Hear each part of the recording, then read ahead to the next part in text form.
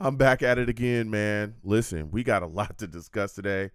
Jets versus Patriots. Okay, we're going to be talking about that. We're going to do the game preview. We're going to be discussing Jets defense, all kinds of things. Call in 515-602-9639. I hope y'all have had a great day. Salutes Dakota. I see you in the building. He says, somebody smack me. Time to wake me up and tell me we're going to be okay. Well, it's a long season. We're not done. Okay, it's a long season, but we got to get back on the road with this W. We won and won, So we're going to get to the show. All right, call in. Give me 1 second, folks. We're going to connect the audio. We'll be right back. Hold on.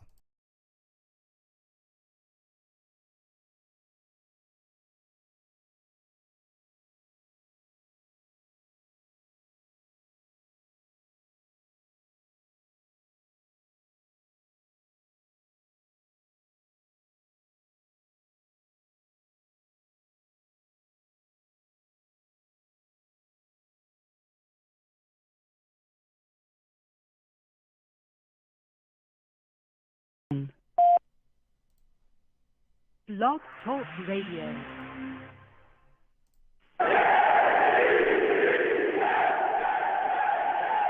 What's going on, folks? It's your boy Long Beach Joe, and I am back at it, back at it, back at it again. I'm back at it again, man. Listen, it is your boy, okay? And boy, oh boy, do we have quite a bit to talk about today, right? Jets, Patriots coming up. Man, they're 0-2. We're 1-1. We're trying to get back, okay, on the road to W's around here. And we're trying to get the momentum back. We're trying to get rolling, get things, moving and shaking around here, coming off of a bad loss to the Cowboys. That's in the past. Now we have to prepare for the Patriots, who we have not beaten since 2015. Wow. We're going to be discussing that. All right. I take live callers. Call in 515-602-9639. Again, 515-602-9639 is the number. Call in. I'm taking all callers. I'm hot. I'm so fired up. Okay. I'm so ready to go. Let me get into the show. Listen, I am the man of the people. I'm here for the people. Let me shamelessly promote my Facebook page. Everyone go on Facebook, search The Long Beach Joe Show. Like that page. My content's up there. Go ahead and give it a listen. Message me. I'll message right back. I love going back and forth with you folks about this football team. Also, leave me some feedback. I love hearing about what you folks think I do here on The Long Beach Joe Show. I am also, on Twitter as well. You can go on over to Twitter, type in @The Long Beach Joe, @The Long Beach Joe on Twitter. All right. Follow your boy. I'll follow you right back, and let's go back and forth. I like talking to people, all right, about this football team. Some people just hit me up to talk to me about life. Hey, I'm all right with that. A lot of things moving and shaking around here. We got inflation. Inflation is hurting a lot of people, and it's not a financial podcast, but not a financial radio show, but we discuss a lot of things. So come on over, Twitter, okay, @The Long Beach Joe, @The Long Beach Joe. Talk to your boy, follow me, and let's go back and forth and talk about this team. I'm also on iTunes as well, for those of you out there that do not know, okay? I'm on iTunes. Going over to iTunes, type in The Long Beach Joe Show, The Long Beach Joe Show on iTunes. Subscribe to the podcast on there, all right? Give me a 5-star rating and leave me some feedback. Let me know what you folks think about what I'm doing here on my show. I'm also live as well on YouTube. Some people don't know that. Some people listen to the show right on iTunes or via wherever they get their podcasts from. Some people, listen to the show on Blog Talk Radio. Again, I'm on Blog Talk Radio as well. Blog Talk Radio / The Long Beach Joe Show. And they don't know, hey, Joe, you're live. That's what they tell me when they see me. Hey, Joe, you be live on YouTube. I didn't know nothing about that. Especially the ladies, they come up, they say, Joe, you look good. You're a handsome fella. Thank you, ladies. I appreciate you. I'm here for you, all right? I'm not an arrogant guy. I'm not full of myself. I just work with what I have, So listen, if you want to check your boy out live, if you want to see what we're doing over here, come on over to YouTube, all right? Go on YouTube, type in Long Beach Joe Jets, Long Beach Joe Jets on YouTube, all right? Subscribe to the channel there as well. Hit that notification bell so when I post content, you'll be in the know. Also, give the video a thumbs up as well. Streams everything that I do and interact with me. Leave some comments on my videos, leave some comments on my streams. But keep in mind, when you come over here, just know you're going to meet the savages. All right? That's my chat. I call my chat the savages. You know why? Because they're savage. Savage. Listen, man, they do not care. Okay? That's why I call them savages. They don't care about you. They don't care about nobody. Nobody is safe. If they don't like your take, they're going to let you know what time it is. They're going to let you feel the pain, okay? They're going to let you know they're not feeling your take. It is what it is. Salute to all the savages in the building. Jets, I see you in the building. Dakota, Michael, I see you. All right? Captain K, I see you as well. All right, y'all keep chatting, keep asking questions. I will come to y'all in a second, okay? We got callers. We'll get to those lines in just a second. Again, 515-602-9639. 515-602-9639 is the number. Call in. I am taking all callers. Be patient. We'll get to everybody, okay? Now, a lot of things moving and shaking around here with the New York Jets. We're 1-1, coming off of a really tough loss to the Cowboys, right? And here we are now, all right, going up against the Patriots. We're going to be, facing them this upcoming week. And we're 1-1. They're 0-2. And this is a tough matchup, right? Divisional matchup. We know the Patriots has done so much work. They've been a team that's really dominated the division in the past as well. We know all the rings and stuff. But when you look at the matchup between the Jets and the Patriots, boy, has it been really, really miserable to play the Patriots these last couple of years. Oh, my goodness. It's been bad, man. As a Jets fan, it's been rough, okay? The New York Jets have lost to the New England Patriots 14 straight times. I'm going to say this again. The New York Jets have lost to the New England Patriots 14 straight times over these last years, all right? The Jets have not beaten the Patriots since 2015. Whoa, man. Whoa. It's been rough, okay? There's been different quarterbacks changes. We still haven't been able to get it done, all right? So now we face this Patriots team. And we've got to go in there and take care of business, all right? We got to get things rolling. We got to snap this streak, and we've got to take it to them. And I want to start with the Jets offense here, okay? Now, when we start with the Jets offense, we have to talk about something that can really get things ugly, and it's the weather, all right? Now, there's supposed to be a tropical cyclone that's supposed to hit the East Coast, okay, according to the weather reports, on Sunday.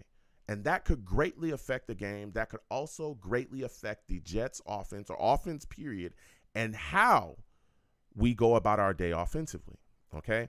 Now, there's supposed to be a ton of rain. I think it's like 3 to 5 inches of rain is supposed to hit, and the wind gusts are going to be crazy. There's a lot of talk up to possibly 50 miles per hour wind gusts in certain spots. It's going to be wild. It's going to be very, very nasty.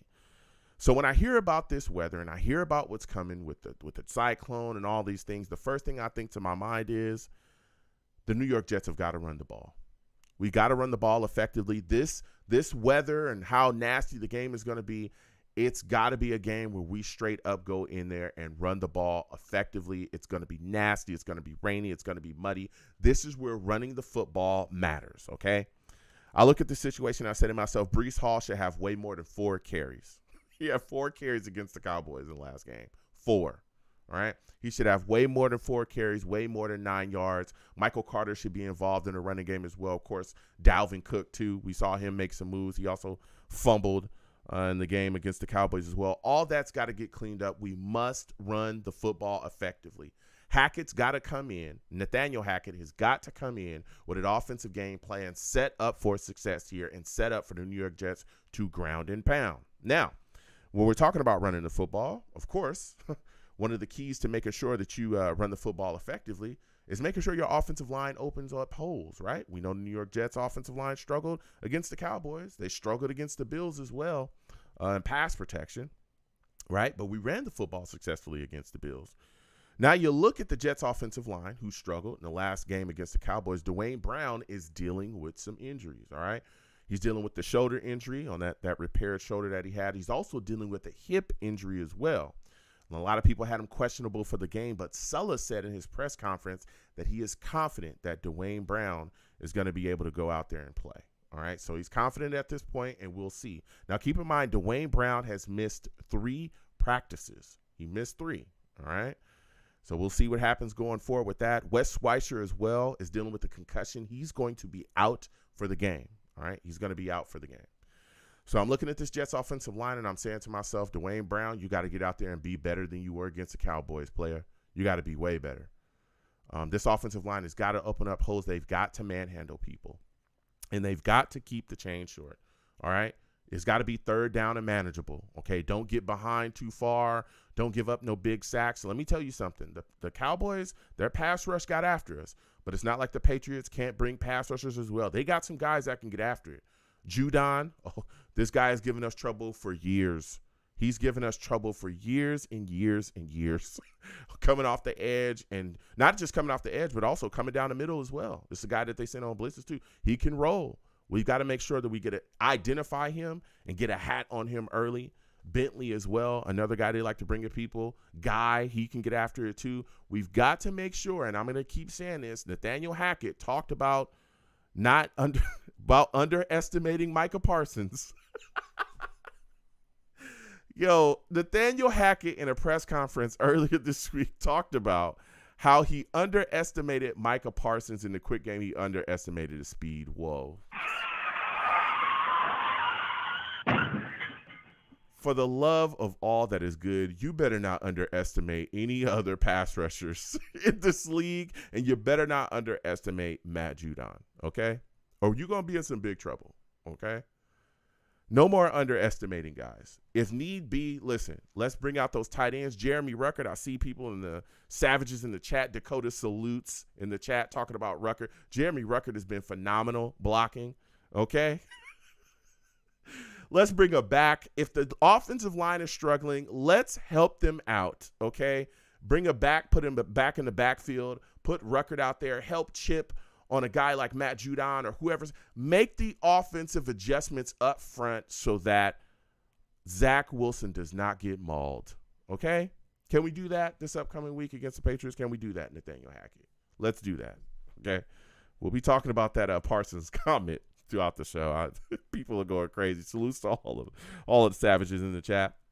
And then the next thing that I start to look at myself as well, right, is I look at Zach Wilson and I say, hey, Zach Wilson is going to be nasty. It's going to be muddy. We know the wind's going to be rolling. It's going to be rainy. All right.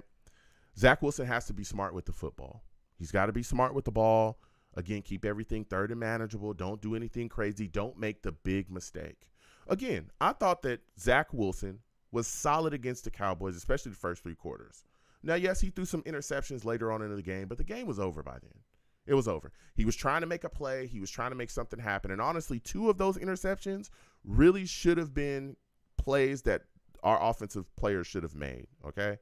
The one now to the right sideline when he just – that was a legit interception. But the other 2 ones, there guys could have went up and made those plays. And even Breece Hall talked about how, the team didn't really help Zach Wilson out on the day, all right? Now, I think that Zach Wilson looks solid. I know people are trying to dump on him for the Cowboys game, but if he can come into this game and just do some of the same things that we saw him do early in the Cowboys game, I think we'll be solid. We've seen his growth, okay? We've definitely seen the growth of Zach Wilson. His pocket presence looks a lot better. He was sliding away from pressure. He's not running into pressure. He's not doing crazy, stupid stuff. He's not. There were some missed throws here and there, but that's with every NFL player, with every quarterback, okay? They're going to miss throws here and there. But he made a lot of solid plays, and he also made a lot of solid throws as well, all right? And he didn't kill us. He looked good. There's an improvement there. So I just need Zach Wilson to be smart, be concise with his throws, get the ball out of his hands quickly, all right? Now, when I look at our wide receiver core, Wilson, Lazard, those guys I think are going to be able to eat. I'm not scared of the Patriots' corners at all. Keep in mind that Marcus Jones, one of their cornerbacks, he's going to be on the IR dealing with a shoulder injury. They have another Jones and Gonzalez as well as their other corners, and I think that Wilson Lazard is going to be able to eat. But I'll tell you what, especially with everything being so muddy and dirty, The screen game, I think, is going to be able to get going. Short passes, 5-yard slants, some drag routes across the middle. Things could open up that way because of the weather. Let me tell you, Mecole Hardman, if you get the ball in this guy's hands, and he should be schemed and be featured this week, right? Nathaniel Hackett, if you're listening, 1 catch, 6 yards, that's not enough for Mecole Hardman. This is a guy that's a speedster. Let's put the ball in his hands and allow him to wreak havoc on this Patriots secondary. Because as we know, the Patriots defense, what they love to do, what Belichick loves to do, is take away your number one weapon and make you beat them with somebody else. I fully expect them to double or try to bracket Garrett Wilson and say, look, that guy, Garrett Wilson, 17, you're not going to beat us with him. You better beat us with somebody else. You better have somebody else that's going to be able to get up to bat, because you are not going to beat us with Garrett Wilson. Not happening. Okay? Not happening. All right? Now, as we look at the New York Jets defense, right, it's a big question as well. Wasn't able to get much pressure on Dak last week. Solomon Thomas, I think, was the only guy that had a sack. Can they stop Ramondre Stevenson? I think that's going to be the big thing for them as well this upcoming week against the Patriots. Can they stop Ramondre Stevenson? Boy, oh boy, let me tell you. This guy Stevenson has given us problems for years, and we have got to find a way to quiet him. He's their weapon. You hand him the football, he can run. He's a strong runner as well. We've seen him run through arm tackles. He comes out of the backfield and catches the football as well, which is something that we need to be very cognizant of, because that's what killed us against the Cowboys. Guys coming out in the flats, guys coming out in areas, catching the football maybe a yard behind the line of scrimmage and then taking 15, 16-yard gains, constant first downs, chain movers, right? We've got to be on the lookout for that, because I think they're going to try to replicate the recent game plan that the Cowboys ran against us, right? They're going to try to replicate that and do that against our defense as well. So we got to keep our eyes on Ramondre Stevenson. They also have other backs that come out the backfield and catch the football, Ezekiel Elliott, also Ty Montgomery as well. So we've got to watch for that. Their tight ends too, Hunter Henry, Gesicki. We know the New York Jets have had struggles covering tight ends, and Henry and Gesicki will give us trouble. We've got to watch out for those guys, especially again with Tony Adams being out for the game. All right, Tony Adams being out for the game. He's out with a hamstring injury.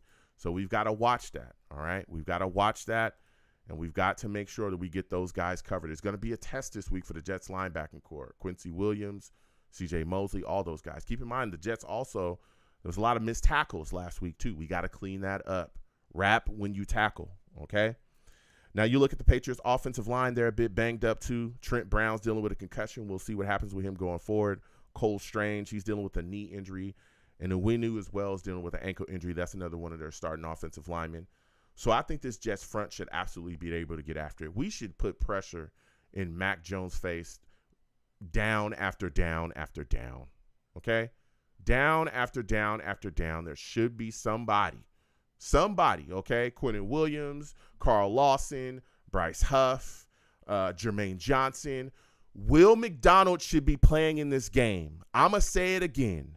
Will McDonald should not be a healthy scratch like he was against the Cowboys. We drafted him in the first round. He should be playing in this game, and his assignment should be to rush the passer, okay?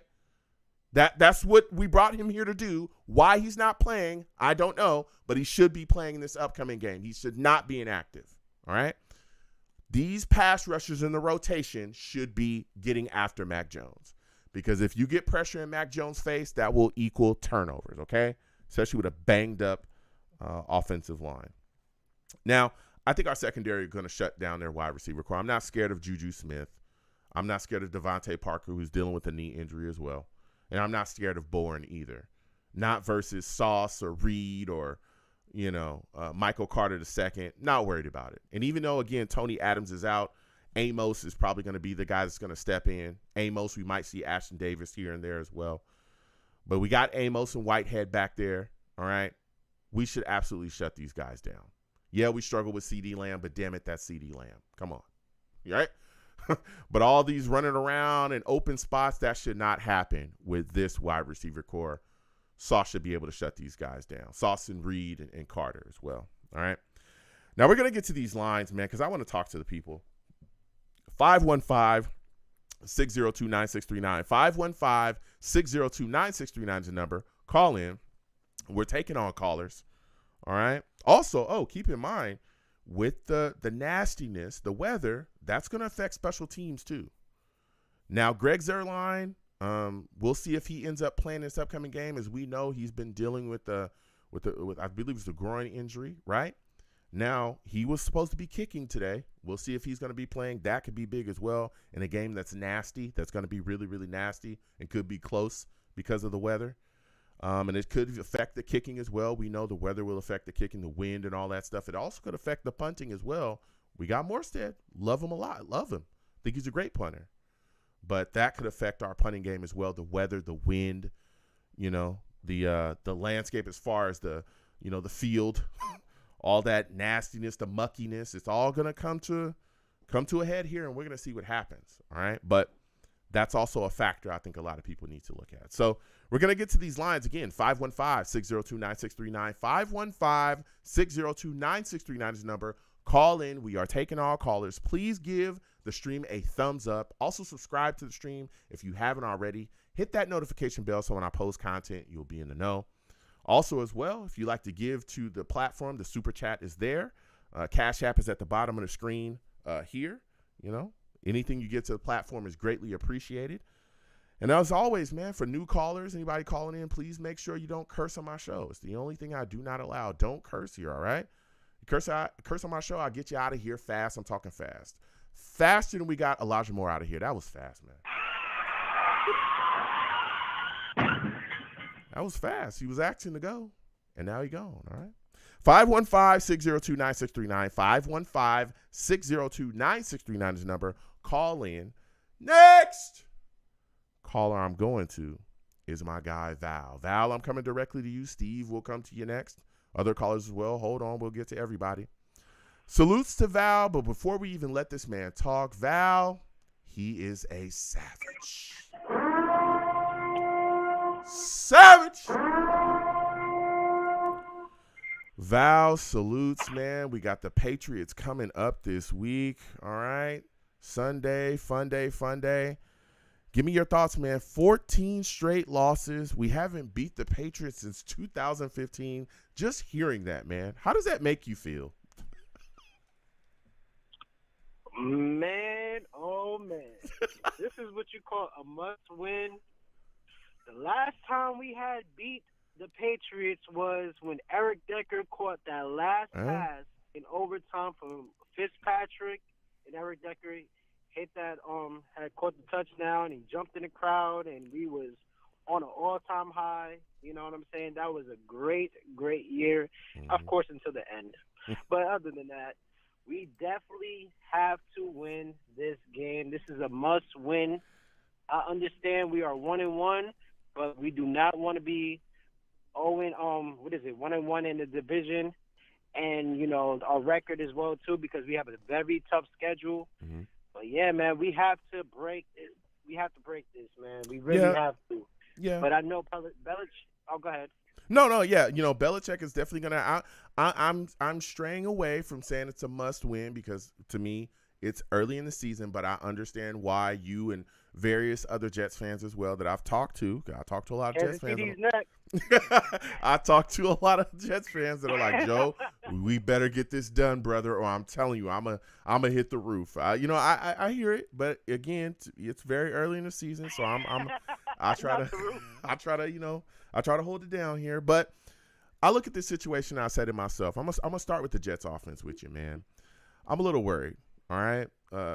Hackett says Hackett says, early that he kind of underestimated Micah Parsons. We also saw them struggle as well, kind of getting their offense together as far as making adjustments and things. Are you concerned about those adjustments falling into this game against the Patriots? Do you think the Jets will adjust offensively if things are kind of going awry early? Man, I'm just shocked that he didn't make those adjustments during the Dallas game because Dwayne Brown, he was on the island by himself and he was getting killed. But I will say he has to make the right adjustments. He has to watch different, he has to watch the film. And, he has to change the, like I said, he has to get McCole Hardman involved as well, too. Yep. Use your speech sir, and stuff like that. Have the guy go. He's supposed to be your speed guy. He's supposed to take the top off of the defense and stuff. Use him. That's your key guy right there. Use some wildcats. I want to see something to throw the defense off because if you're running ground and pound and you're running it just like a regular I formation, people are going to already know, oh, yeah, this is going to be a run. Because they know that we don't really trust our quarterback as much as other quarterbacks in the NFL. So they already know we're going to be running the ball. So that's obvious because as you've seen, the Cowboys already knew how to adjust to us on defense. So we already know what's going to happen, Joe, man. I mean, you've seen this time after time. They're going to load up the box and blitz the whole time because they already know we're going to be running the ball. And they're going to try to turn Zach Wilson into a passer, and the weather is going to be bad, so, it's going to be tough. Yeah. And you already know. You already called it. Yeah. They're going to try to take away Garrett Wilson because Garrett Wilson is going to be the person that he looks out for, and he has to get other players involved. So that's why I say McCole Hardman and Alan Lazard is the key pieces that we need to step up. And on top of that, Breece Hall. Yeah. Breece Hall has to get more carries, and the other running backs as well too. Yeah. Now, when you say that, on this is beautiful. You're bringing some heat, man. You're talking about loading the box, and they're going to stack. And you brought up, Lazard and McCole Hardman in our backs. I think our tight end involvement can go up a bit as well. We saw Jeremy Ruckert. He's been a beast blocking as well. C.J. Uzama, all those guys I think can get involved in the passing game too at Conklin. But when you talk about guys stacking the box, right, and that's what we're going to see because that's what everyone does against the Jets. They sit back and they say, listen, we're not going to let you go crazy with Breece. We're not going to let you go crazy with this guy. We're going to stack the box and ask Zach Wilson, hey, can you beat us with your arm? What is your level of confidence in Zach Wilson going up against Belichick yet again? We know what the game plan is. Do you think Zach Wilson is prepared for that, and do you think that Zach Wilson will be able to shake everything, put everything together, and go out there and perform at the high level we need him to? Oh, man, Joe, you setting me up, man. I'm trying to be nice, man. Listen. This show is not the show for nice, okay? People been heated all week. People been heated all week at your boy. Savages, yeah. This is just, give us your take, Val. I want to hear from you. You call in early. I want to hear from you. I am not confident in Zach Wilson. You know this, man. I'm not confident in Zach Wilson, man. Wow. Listen, that's why I said I just hope we could get some screen passes going. I hope we can make it as simple as possible for Zach Wilson because we have to limit his passes because what happened last year, Joe, when it was windy and cold and he started blaming the weather because of his accuracy issues.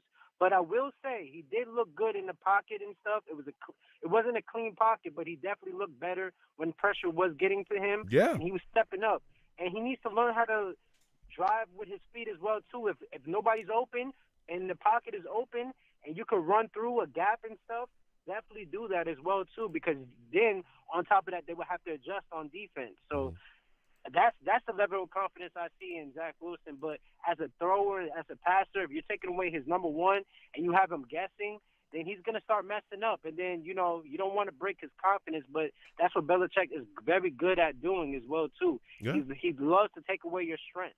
So that's another thing, man. That's why we have to make second and third options for Zach Wilson just in case they take away Garrett Wilson, which their game plan is to do. So, because he's always, if you think about it, every time you see the game, he's always going to Garrett Wilson, and Garrett Wilson's talking to him like, listen, I'm going to be open here and there. So, obviously, you already know who he's going to go to. He's going to try to throw to who he's going to be watching out for. How many times he targeted Alan Lazard or Randall Cobb? Yeah. Only once or twice.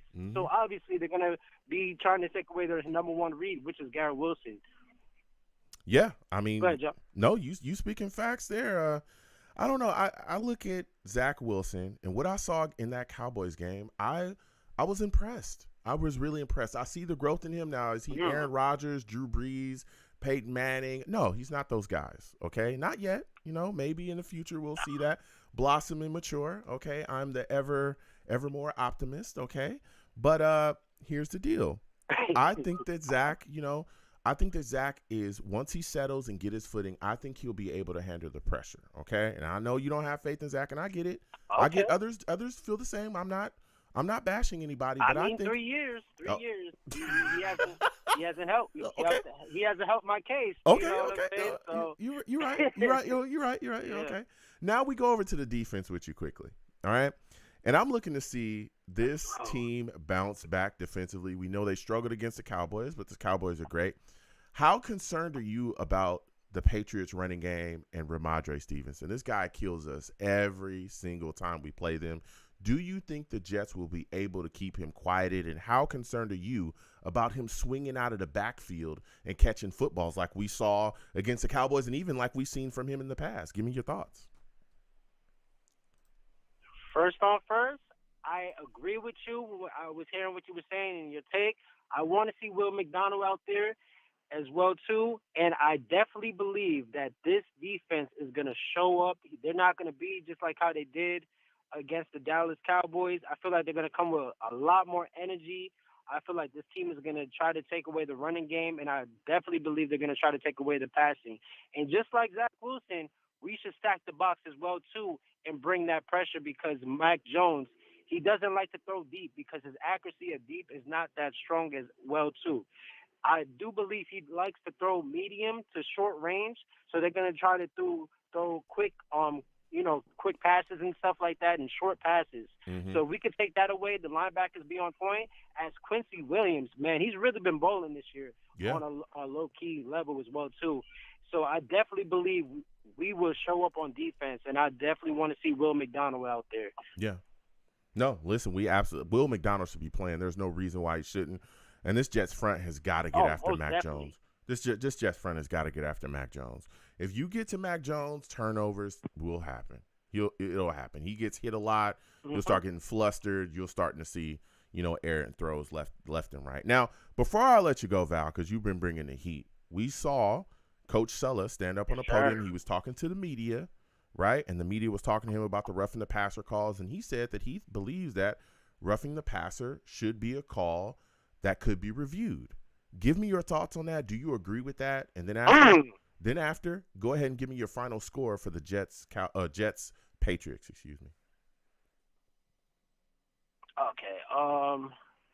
Let's see. I definitely, because that's going to slow the game up and stuff like that. So I'm pretty sure they're not going to do that, but they definitely should. And I don't know if you heard, the Cowboys and the not the Cowboys, but the referees of the Cowboys game. Yeah. They actually came out and said, "Oh, you know what? Yeah. That wasn't a penalty. Sorry about that." So they definitely came out and said that shouldn't have been called, even though they let it happen and they scored and it kind of messed us up as well too. So yeah, that John Frankenmeyer's roughing the passer was basically their apology and stuff. So that wasn't even a call as well too. Yeah. And also, Joe, I also want to talk about the offensive line real quick, real quick. Quickly, go ahead. I believe. I believe, say if this is wrong or right or whatever, I believe we should take out Dwayne Brown. I feel like we should put Mekhi Becton at left tackle, put AVT at right tackle, put Tippmann or Mac Mitchell at right guard. How you feel about that? I feel like that's a great adjustment. Okay, listen, it's shocking now to listen to Jets fans like almost scream unanimously to have Becton at left tackle. I remember a time where there was a guy, I think his name was Joe, I don't know, but he was saying that, Dwayne Brown being gifted the left tackle spot was kind of like, that's kind of weird, and that Mekhi Becton is, but whatever, that's in the past. Here's the deal. They talked about that with Sulla, and Sulla said that he wasn't open to doing that, but I absolutely believe that Mekhi Becton should be the Jets starting left tackle. I mean, like, Dwayne Brown, and look, I get he's a savvy veteran, but he looks old, he looks stiff, he looks like a 38-year-old tackle, right? That's how he looks. He's not playing very well. He had no preseason games. Yeah, and he had no preseason games. He's trying to work himself. Games. He's still dealing with that shoulder injury. So if moving Mekhi would make sense Tippmann coming in at center, I think would make sense. Putting AVT at right tackle, though, I don't know. And putting Max Mitchell. I mean, ATV could play at right tackle. There's no denying that. He'd be solid. Tippmann at right guard. Yeah, I mean, Tippmann at guard, maybe. Putting AVT at right tackle, I think, would be tough. Maybe giving Max Mitchell a shot out there at right tackle, even though he kind of stunk in preseason, I think could move. But there's a lot of things you can do to move and shake this offensive line. But, again, you'd have to worry about them gelling as well, especially with all the games we got coming up. But I could see them, looking to move this offensive line and shake it up and move some guys around. Because I know you're talking about right guard and stuff, but Laken Tomlinson is terrible at left guard. And it seems like nobody's really talking about that. That's why when it's like we're moving and shaking, we're talking about moving guys to right guard. Like, bruh, left guard is a problem. Laken Tomlinson is a problem. We could get some people from the wire, but we're not even trying to attempt to get anybody from the wire. And we have the cap space to actually make some moves, but they're not making no moves. So I really don't know what this team is doing. The question is, how much better are the guys on the wire than what we have? I don't think there's nobody out there that's star-studded. I mean, we just got Aboye back. He's back I believe on the practice squad. So he's a guy we might be able to bring up. But you're not getting you're not getting a top all line premier, offensive lineman. Yeah, you're not getting a Zach Martin out on the wire. That's not happening. You're not getting an Orlando Brown, or you're not getting Trent Williams. Trent Williams is not sitting out there on the wire. You know what I'm saying? It's not happening. Trent Williams ain't walking through that door. But I could absolutely see the Jets shaking up this offensive line. But give me your final score really quickly, Val. And Joe. Go ahead. Okay. I was going to say real quick, and Joe, you was warning us in the middle of the summer. He was like, listen, we got to worry about this offensive line. Yeah. Everybody was like, you know what? Don't worry about that, man, because Aaron Rodgers is going to get it out of his hands real quick, man. And, you definitely let us know. But, all right, for the score, listen. Man, Joe, you're not going to like this, but, hey. Come on, Val. So, listen, 14 to 21, I got the Patriots probably winning this game. Oh. I'm sorry. Yo, Val said Prove Patriots. me wrong, Zach Wilson. Prove me wrong. Okay. Please prove me wrong. All right. Listen, Val, I got to slide off. I got other callers. I want to thank you calling in. Next time I have a show, I want to hear from you, all right? Yes, sir. Everybody like to subscribe to Joe, and everything that he says at the end is allegations.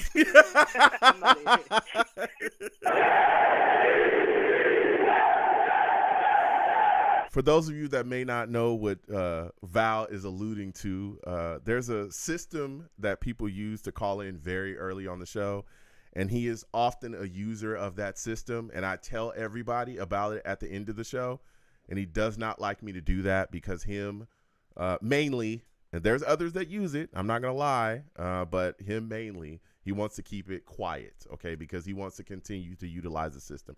It is legal. It is a legal system. But I'll let everybody know so that they have the opportunity as well, and he does not want that to happen. So I'm going to get back to these lines again. 515-602-9639. 515-602-9639 is the number. Call in. We're taking all callers. Next, I'm going to go to my guy, Chris. Chris, I'm coming directly to you. Colin, Steve, I'm coming to you guys. Hold on. New callers as well. Hold on. We got to get to Chris. Listen, salutes, Chris. For those of you that do not know Chris, he's a savage. Savage! Happy Friday, man. Salutes. Happy Friday, my friend. Listen, we're just sitting here talking Jets, Patriots. They've beat us 14 games straight. Haven't beat them since 2015. I'm looking at this Jets defense, and I'm saying to myself, Chris, they've got to step up this week. They've got to go out there and just maul the Patriots front and get after Mac Jones. What are your thoughts? How many sacks do you think this New York Jets front is going to be able to produce against this Patriots team? I think they're going to be put a couple of sacks on Mac Jones. They got really close. They got 1 second late to that. If it was 1 second earlier, they would have got him. So they played their hearts out last week. The Jets. They just was 1 second off.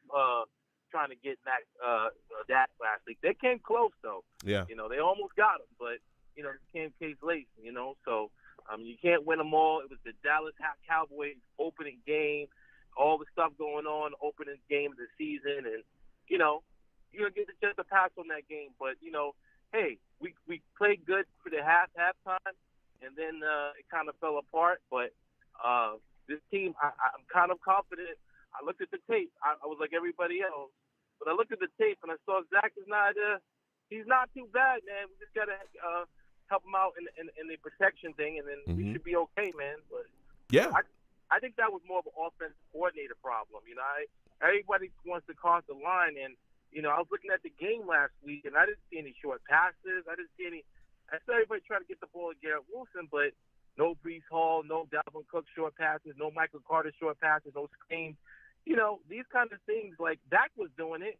So why couldn't we do it against a team with high pressure and high guys that's blitzing? And these are the things that I look at, in terms of the things. Where's the flea flickers? Where's Nicole Hartman? And that loss was on the coaching staff, to me anyway. Yeah. No, yeah, and even if, again, the defense struggled to adjust as well. We saw a lot of things, CeeDee Lamb running wide open in the secondary. There wasn't adjustments to, double him and stop him. There was a lot of issues coaching going as well. And I want to go to the offensive side of the ball with you because, like you said, there was a lot of failure. There was a lot of failure to adjust as well against the Cowboys. If you don't adjust against the Patriots, you're going to get killed for sure. Belichick will take advantage of you like crazy. Yeah. Okay, we've seen that before. Now, as we look at this, how concerned are you? Because we struggled, right, last week with the Patriots pass rusher. Now we come in, Matt Judon, he going to be in town. He going to be playing. They got Bentley as well. How concerned are you about the adjustments happening in this game because they got pass rushers that can get crazy as well? How concerned are you about Hackett making adjustments, and how concerned are you about the Jets' offensive line? I'm concerned about I'm not really. You know what? I'm not really concerned like everybody else. I thought that this team would show its character in the fourth game, even if Aaron Rodgers was still a quarterback. We wasn't going to find out about this team until about the fourth or fifth game because we got so many new players on offense, and they still kind of gelling together. So I'm really like telling everybody, kind of calm down, and this is only the second game of the season. Everybody's throwing their hats around and going crazy. I mean, we're still heartbroken because of Aaron Rodgers, but Zach Wilson looked pretty good. I was looking at him; he looked pretty good, and if he got some protection. A little bit more time, or there were better calls. I mean, we could have been right in that game. We were right in that game. So, I mean, I'm not just doom and gloom like everybody else because here's why. I've seen this team win tons of games like we did last year and then collapse at the end of the season, right? I want to see consistent play throughout the season, and then we could think. But we were 5-0. We were riding high last year, and then the whole thing collapsed. Let's wait to see the whole picture before we make these crazy assumptions about this team. This team's going to compete. The defense is going to keep us in games. Okay. Last week was a kind of aberration, but there's going to be some games that we win. And then as far as the offensive line is concerned, a lot of the guys that was in the draft, okay, but they're getting beat like monsters too. I mean, one of the guys you were talking about, Broderick Jones got beat like Myles Garrett last week. He was getting beat consistently. So, I mean, I look at this team and and Orlando Brown wasn't signing here either because we got outbid by the Kansas City Chiefs. So I didn't see the type of thing. And then we were still trying to get players. We didn't know if we were going to get Aaron Rodgers. There was a whole bunch of stuff going on throughout free agency. So, the tackle thing will take care of itself. I believe that Joe Douglas knows what we're talking about. He's looking at the open market. He's looking at this thing. But I think you can't judge this team because there's so many new players on this team to about the fourth or fifth game, man. Well, and listen. I said, if you don't believe me, listen, and I hear you, okay? And again, I'm not jumping off of a bridge at all. I understand what you're saying. There's a lot of Jets fans that are talking like we're 1-15 and we're just 1-1. Okay, we're just 1-1. All right, I'm right there, but I do have concerns, just like other Jets fans have voiced their. I'm very concerned, especially about the Jets' offensive line. And you're talking about the fourth game. Listen, This Jets offensive line as a whole did not play together in any of the preseason games whatsoever. Like Dwayne Brown didn't get back off the pup until, I think it was like a couple games before the final Giants game. And I understand, like, they got to gel, but in that time that they're gelling, Luke, what's happened? Aaron Rodgers, he'll get the ball out of his hands quickly. Did anybody watch the first couple snaps that he was dropping back? Bro, he barely escaped the the sack before that. Like, he was running for his life. And the offensive line is so important because, again, look, we lost Aaron Rodgers. How many times you going to let Zach Wilson get hit before we, could possibly lose him? So there's a very important, you must protect your quarterback in this league. And Dwayne Brown, again, has struggled in the first game against the Bills in pass protection. And he struggled against the Cowboys as well, but that could have been a schematic thing too. But they've got to gel, and they got to gel quickly because, honestly, if we fall behind with a lot of the killers that we have coming up, it's going to be some issues. Now, going back to what you were talking about along the offensive side of the football, we know that the Patriots like to take away your number one weapon. Garrett Wilson is going to be a guy that we know they're going to key in on. They're either going to double him, bracket him, whatever. They're going to say, hey, beat him with somebody else. What is your level of confidence in Zach Wilson to be able to find and look at somebody else outside of Garrett Wilson to make offensive plays? I think that this is where Dalvin Cook comes in, and this is where Breece Hall comes in. I think we're going to do some great out of the backfield. We're going to get these guys involved in the game because they are playmakers. And I think that one of the things that we didn't do, and I looked at what Dak Prescott did was last week is he was hitting his guys out of the backfield. Mm-hmm. And I believe that's some of the things that we need to do. We got some really good backs. I mean, we didn't even use Izzy Bobby-Condon. We don't even use that guy. So, I mean, we got some really guys that can break home run hitters out of the backfield. We got to get them the ball in space and let them do their thing. Mm-hmm. And that was one of the problems last week. And I looked at the game intensely, and I didn't see that. And I was like, what do we have these backs for when we're not using them? Mm-hmm. I mean that neutralizes pass rush. That neutralizes great defenses. When you have to cover why Michael Carter and Dalvin Cook are not playing at the same time? Mm. I don't understand that. Yeah. These kind of things I look at, and then I look at the coaching. I look like, hey man, there's something going on back there where we're not utilizing the playmakers that we have because unlike other years that we faced these teams, we didn't have playmakers. We got some guys now. We got some guys that can take it to the house, man. Yeah. So they got to just put that in their hands. So I think we're going to do a good job. I think we're going to win this game, man. Okay. Listen, I told you I think that we're going to win this game. Yeah, listen, give me your final score prediction then, my friend. Well, I don't think Mac Jones plays good on the road. I think the win is going to be decisive. I give him 28-14 in the Jets. There you go. 28-14 Jets. That's what he says. Okay, I can respect that. 20-14 Jets. I don't like Mac Jones on the road. Listen, Chris, I want to thank you for calling in, man. I got to slide off. Next time I have a show, I want to hear from you. All right. All right, man. Thank you. Listen, Chris bringing the heat. We're going to keep getting to these lines. Again, 515-602-9639. 515-602-9639 is the number. Call in. Salutes to all the savages in the chat going back and forth. I believe it was a savage in the chat talking about Lyle Collins, man. When I was speaking about the New York Jets offensive line, a lot of guys that's on the waiver wire. GVH, salutes to you, G. I see you in the building. He says, is Lyle Collins trash? He's available. Lyle is not trash. Of course, he's not the offensive lineman that he once was in the league, but he's also dealing with an injury as well. So who knows when he's going to be able to get back. I think I forgot what type of injury it is, but it's a tough one. So we got to see what's happening. But no guys out there are just like, I'm not saying they're trash, but they're not Trent Williams. They're not going to come in and just immediately bolster your offense, offensive line at least. So we'll have to see what happens going forward. And I know that Joe Douglas is going to be searching the waiver wire. He's keeping his eyes on everything. He's always a guy that's going to turn every stone over. I get it. But it's rough going forward, especially with Dwayne Brown dealing with these hip injuries and shoulder injuries. And then he's playing stiff in the games as well. We got to clean that up because we know, again, Zach Wilson, I think, is a guy that's taking that next step forward, right? We're seeing him get better. But we know that the offense under him is more limited than the offense under Aaron Rodgers. You have to protect Zach Wilson. You have to, right? until he shows us that he's going to really – we have to properly protect him. You have to have a solid run game, all right? Like, you have to have those things. So you got to wonder. And even great quarterbacks, you have to properly protect them, or you're going to have some issues. So we'll see what happens with the Jets' offensive line going forward. There could be some moving and shaking. We will see.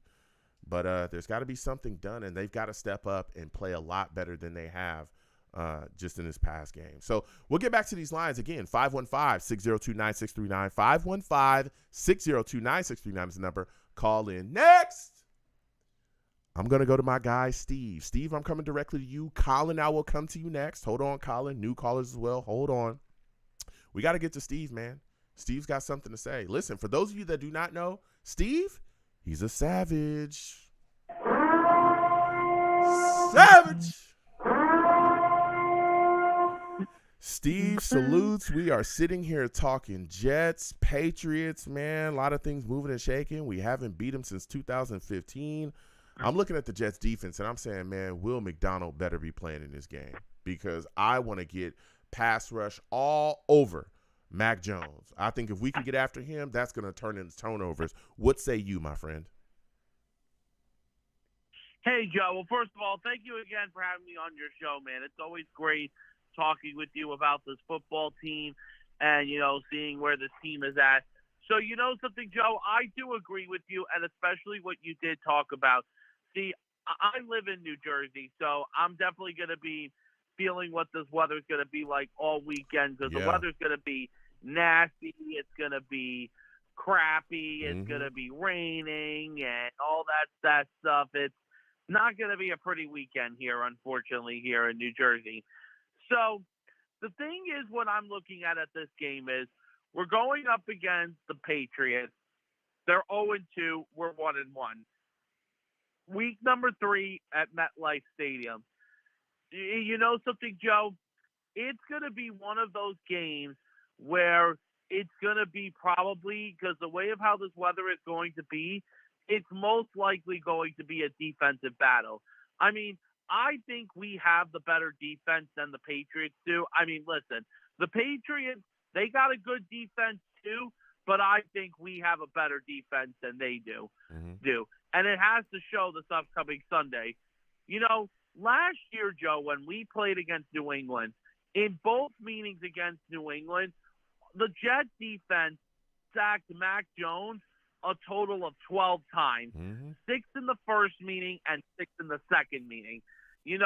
And last year we kicked New England's offensive line butt last year. But the thing, Joe, that blew my mind was, and obviously I don't know if you saw this. So apparently earlier this week, when the Jets were getting ready for this upcoming game against New England, they actually got a message from the NFL. Do you remember that horrible roughing the passer penalty that John Franklin Myers had last year on Mac Jones? Yeah. When he went, and I was on the play when Michael Carter II picked him off and returned him for a pick six. Yeah. Joe, I was beside myself when that roughing the passer penalty was called. And the thing is, Joe, you mentioned this earlier on Twitter. I actually agree with you. I think roughing the passer, and Robert Saleh even said this too, roughing the passer should be a thing that should be reviewable. Yeah. Yeah, listen, I know it's going to get a lot of hate, but I'm a guy that looks at it and I say to myself, look, especially when the way that the roughing the passer is going to alter the game, do I think it's going to happen? Do I think it's going to become a reviewable call? No. Because I think they're going to say, oh, well, it's going to slow the game down. That's the last thing you want is a slow game. But, man, when you're making these calls the way that they're making these calls, when you look at the situation, right, what we just faced, that roughing the passer call helped extend their drive, helped extend that Cowboys drive, and eventually they ended up scoring. And we got, I think it was 2 roughing the passer calls on that drive that they scored, and it extended their drive. That was a killer for us. If we stopped that was the same drive that Sauce almost caught the pick six, right, but he dropped it. If we stop that or hold them to those points, that helps the New York Jets. And I understand people are like, well, you lost by, a couple touchdowns, but people don't understand that football is a game of momentum. If we stop that and maybe hold them to a field goal, or maybe they don't score on there at all, that gives the Jets momentum back to swing back. We would have at least had the ball, right? If we keep them scoring, we get the ball back, right? We have a chance to score before the half. And then after the half, the New York Jets get the ball back. That could have been a 14-point swing right there for us. That puts us right back in the game. So it's like, I would like to see it reviewed, especially the way that it's being called now. If you even breathe on some of these quarterbacks, and I'm not going to say the names, but y'all know who they are. If you just breathe on them, you're getting a roughing the passer call, and I think that's completely ridiculous. I think it's getting a little crazy, and I personally believe that roughing the passer should be a reviewable call. Now, when you're talking about, right, the New York Jets defense, you talk about everything that we've done. I'm concerned about Stevenson, Steve. This guy is a running back that the Patriots use for anything and everything. I think he's going to be coming out of the backfield as well, catching footballs. We saw us struggle against the Cowboys. They did some of the same things, guys coming out of the flats, guys swinging out the backfield, guys really taking advantage of the spaces that were open there. Are you concerned that the Patriots offense will try to emulate what we saw from the Cowboys and utilize Ramondre Stevenson in that exact same way? Yeah, no, definitely. I mean, listen, Stevenson is definitely a player to watch out for because he is one of New England's best offensive playmakers on their team. I mean, I know during the offseason they got Ezekiel Elliott as well, but Ezekiel Elliott hasn't really done too much, honestly, in the Patriots offensive system. It's mostly been Stevenson. He's literally, in my opinion, is probably one of their best offensive players on their team, a player they got to watch out for. And I mean, I will say this. If they shut Stevenson down, that puts more pressure on Mac Jones in the game if they do that. Because then Mac Jones would have to see, like, what else he could do. Like, but the thing is that, Joe, is that, going into this game, it's just that I want to beat New England so bad. Yeah. We've lost to them 14 times in a row. Yeah. And it's ridiculous. Yeah. We got to find a way to finally beat – we got to finally beat them. We haven't beaten them since 2015, and it's ridiculous. Yeah, it absolutely is. And I think a big key to that, Steve, is us being able to run the football effectively. We know that Breece Hall's coming off of a game where he only had 4 carries. Do you think the New York Jets will be able to run the football, especially with the weather that like you said, it's going to be looking like it's going to be really nasty over there, on the East Coast? Do you think the New York Jets will be able to run the football effectively against this Patriots defense? Oh, no, I think they could, because what happened was New England in their first couple of games, they've had a tough time stopping the rush in their first 2 games. I mean, their last game on Sunday Night Football, Raheem Mostert on the Dolphins, he ran all over the Patriots defense. Yeah. No, listen, I'm telling you. He ran all over that Patriots defense. Yeah, I'm telling you, if Breece and Dalvin Cook, Michael Carter, we get them rolling, I think this is going to be a really good game for the New York Jets. Now, my final question, Steve, before I let you go, Colin will come to you next. Listen, man, a lot of people talking about Zach Wilson. We know that the Patriots are going to come out and stack the box. We know that they're going to try to take away Garrett Wilson. That's what they do. They take away your number one weapon and ask you to beat him with someone else. What is your level of confidence in Zach Wilson to be able to, not to feel the rush, to know that it's coming, but still be able to deliver the ball accurately and on time to other weapons outside of just Garrett Wilson? Do you think he'll be able to properly go to progressions and really step up in this football game against the Patriots defense? Yeah, no. I mean, listen, in order for Zach Wilson to play well in this game, what he needs to do is he's got to play turnover-free football. Yeah. He's got to play turnover-free football, and he's got to play a clean game. Don't try to play hero ball. Don't try to do this and try to make big plays. You got to make, like, those boring plays at times. The thing is, that's one of the key things of the game. And the thing is, the other key thing is to keep on the defense, keep Mac Jones, like from making big plays. But anyway, Joe, I'll give you give me your final score prediction for the game on Sunday. Mm-hmm. I actually think that this game is, and if it's going to be a wet, rainy, nasty day, I think it's going to be a bit of a low-scoring game. I am going to give the Jets, and I do believe we finally end the losing streak against the Patriots. I give the Jets a 20-13 win over the Patriots. Oh, okay.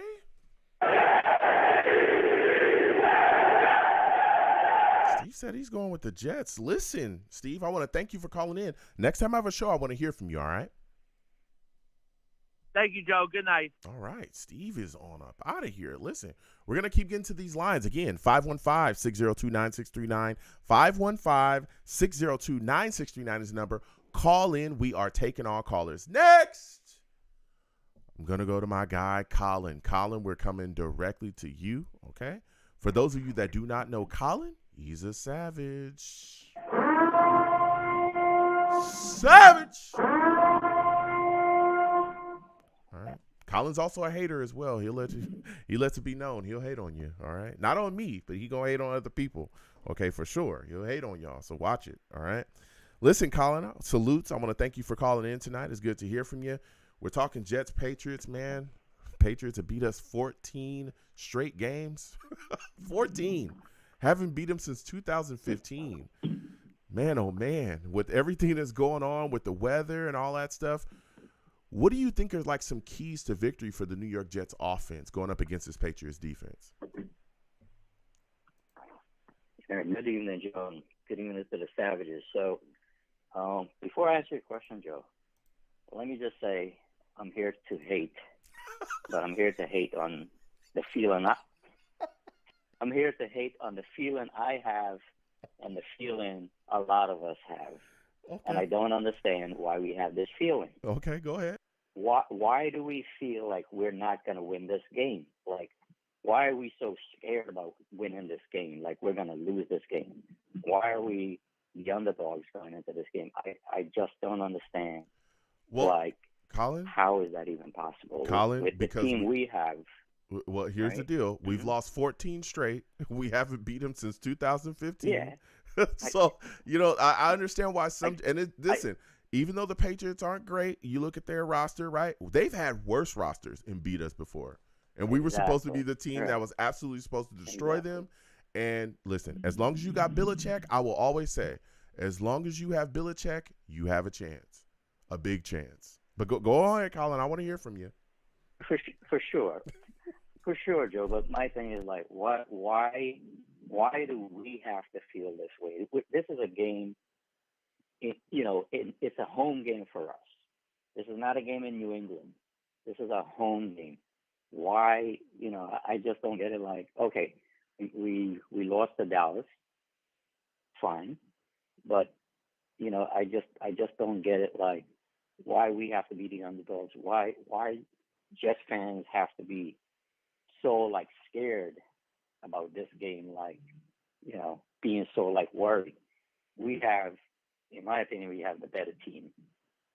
The coaching might not be better, but we certainly have the better team. So, Listen, some clever coaching should cause us to win this game. And this game should not be close. It shouldn't be a close game to begin with. Mm-hmm. It should just be a game that the Jets go out there and dominate and silence a lot of people and bring some hope back to the fans, because right now we don't have any hope in this team.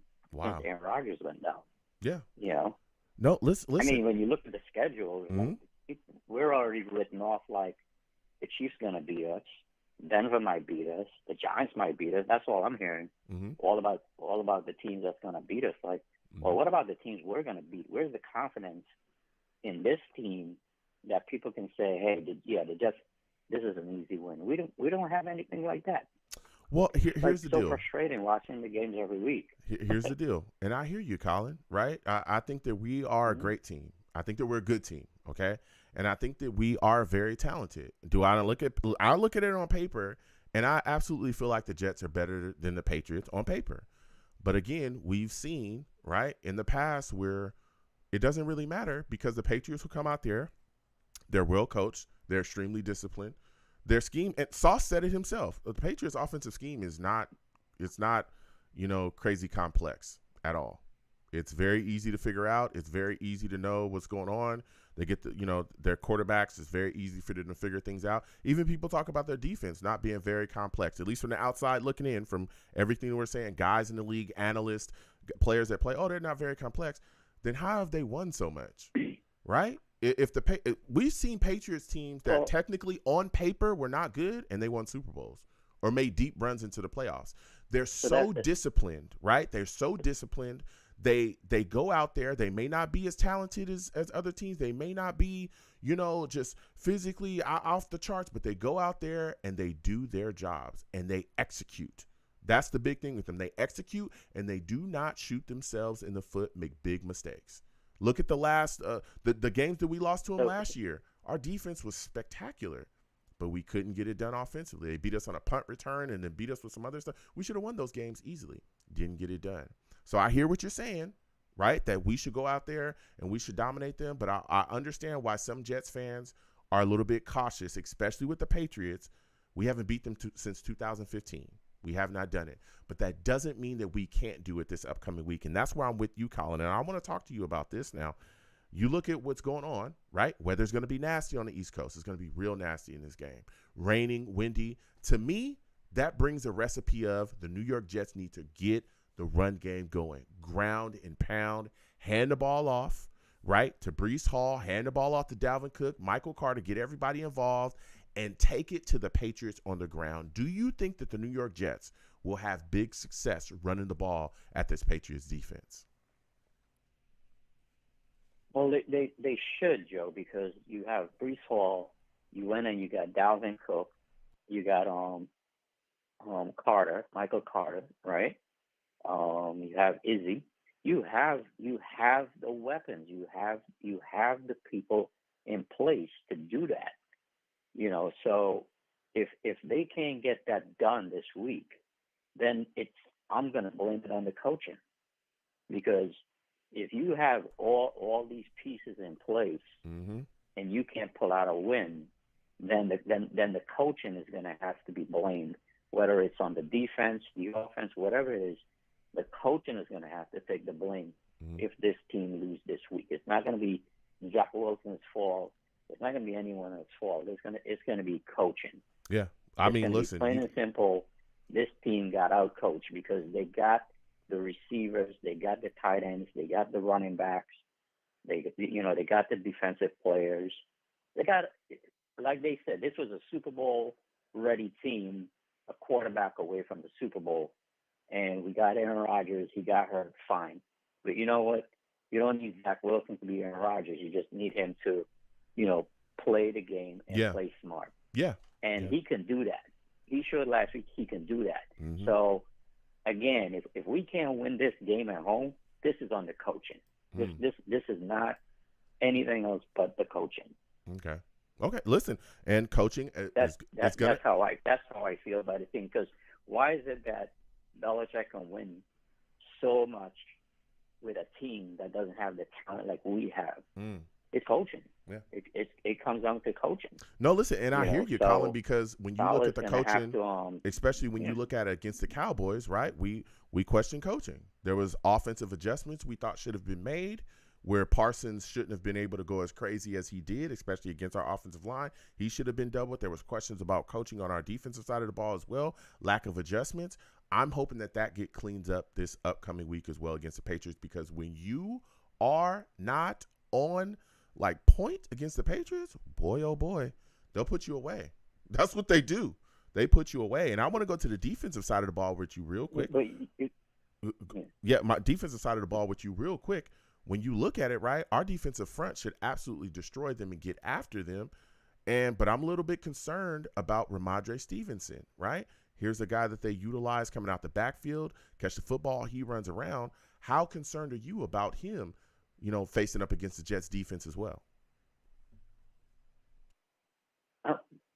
Joe, I'm not concerned about Wow, really? Okay. Because you're ultra confident. Because we should beat this team, Joe. Okay. I mean, this is a game we have to win.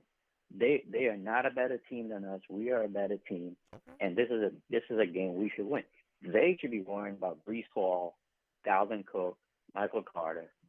I think they have more to worry about than we have to worry about. Okay. So I am least worried about the Patriots. I'm more worried about the coaching on this team. What are they going to dial up? Are they going to keep doing the same things they do day in, day out? That doesn't work. Okay. That's where my concern is. The frustration is you see, 3rd and 1, 3rd and inches, and everyone in the world knows they're just going to try to run it right up the middle. There's nothing creative that they try to do. Okay. It's just so obvious. So for me, this game is a win, and it's going to be the win is going to be determined, or the points are going to be determined on how well they all coach this week. Yeah. Whether Listen, it's going to be by 3 points or it's going to be by 10 points. Okay. Well, give me your final score prediction, Colin. Because of the weather, I'm going to say this is probably going to be a 16-13 win for the Jets. Okay. Listen. Colin's ready to go. Listen, Colin, I got to slide off. Next time I have a show, I want to hear from you, all right? Yeah. All right, Joe. Take All care, right. buddy. Listen, Colin is ultra confident. He says, listen, teams need to be worried about us. We don't need to be worried about them. Okay? All right, cool. Like, I love it. I love that confidence. We're going to see what happens because I got some questions. I'm wondering, can the New York Jets coaching staff make adjustments? Can they do that? Can they get it together? Right? If you are not prepared, if you have not dotted your I's and crossed your T's against Bill Belichick, oh, brother, okay? He'll put you to sleep, okay? He'll put you away. Trust me. If you ain't got it, he'll put you away. He'll expose everything about you, even if you think that you're way more talented than him or his team. He will coach circles around you. Trust me. We're going to get back to these lines again. 515-602-9639. 515-602-9639 is the number. Call in. We're taking all callers. Salute to all the savages in the chat. I see y'all. Keep asking questions. We'll come to you guys in a second. I know Tony Adams is out. I think Amos is going to be the guy that's going to be stepping in for safety. We might see Ashton Davis as well. So we're going to see what happens going on with this Jet secondary. 515-602-9639 is number as well. Call in. Subscribe if you haven't already. Hit that notification bell so when I post content, you'll be in the know. Also, give the stream a thumbs up. It's greatly appreciated. We're getting back to these lines. Again, 515-602-9639 is the number. Call in. Next, I'm going to area code 315. 315. We're coming directly to you. Okay, 315. You're looking like a new caller. Give me your name and where you're from. 315. Hello. Hello. Yeah. Hello. How's it going? Give me your name, where you're from. Oh, I look like a new caller. You're looking like a new caller. Oh, because I called before. Yeah, Okay. I called a few times before. Oh, give me your name.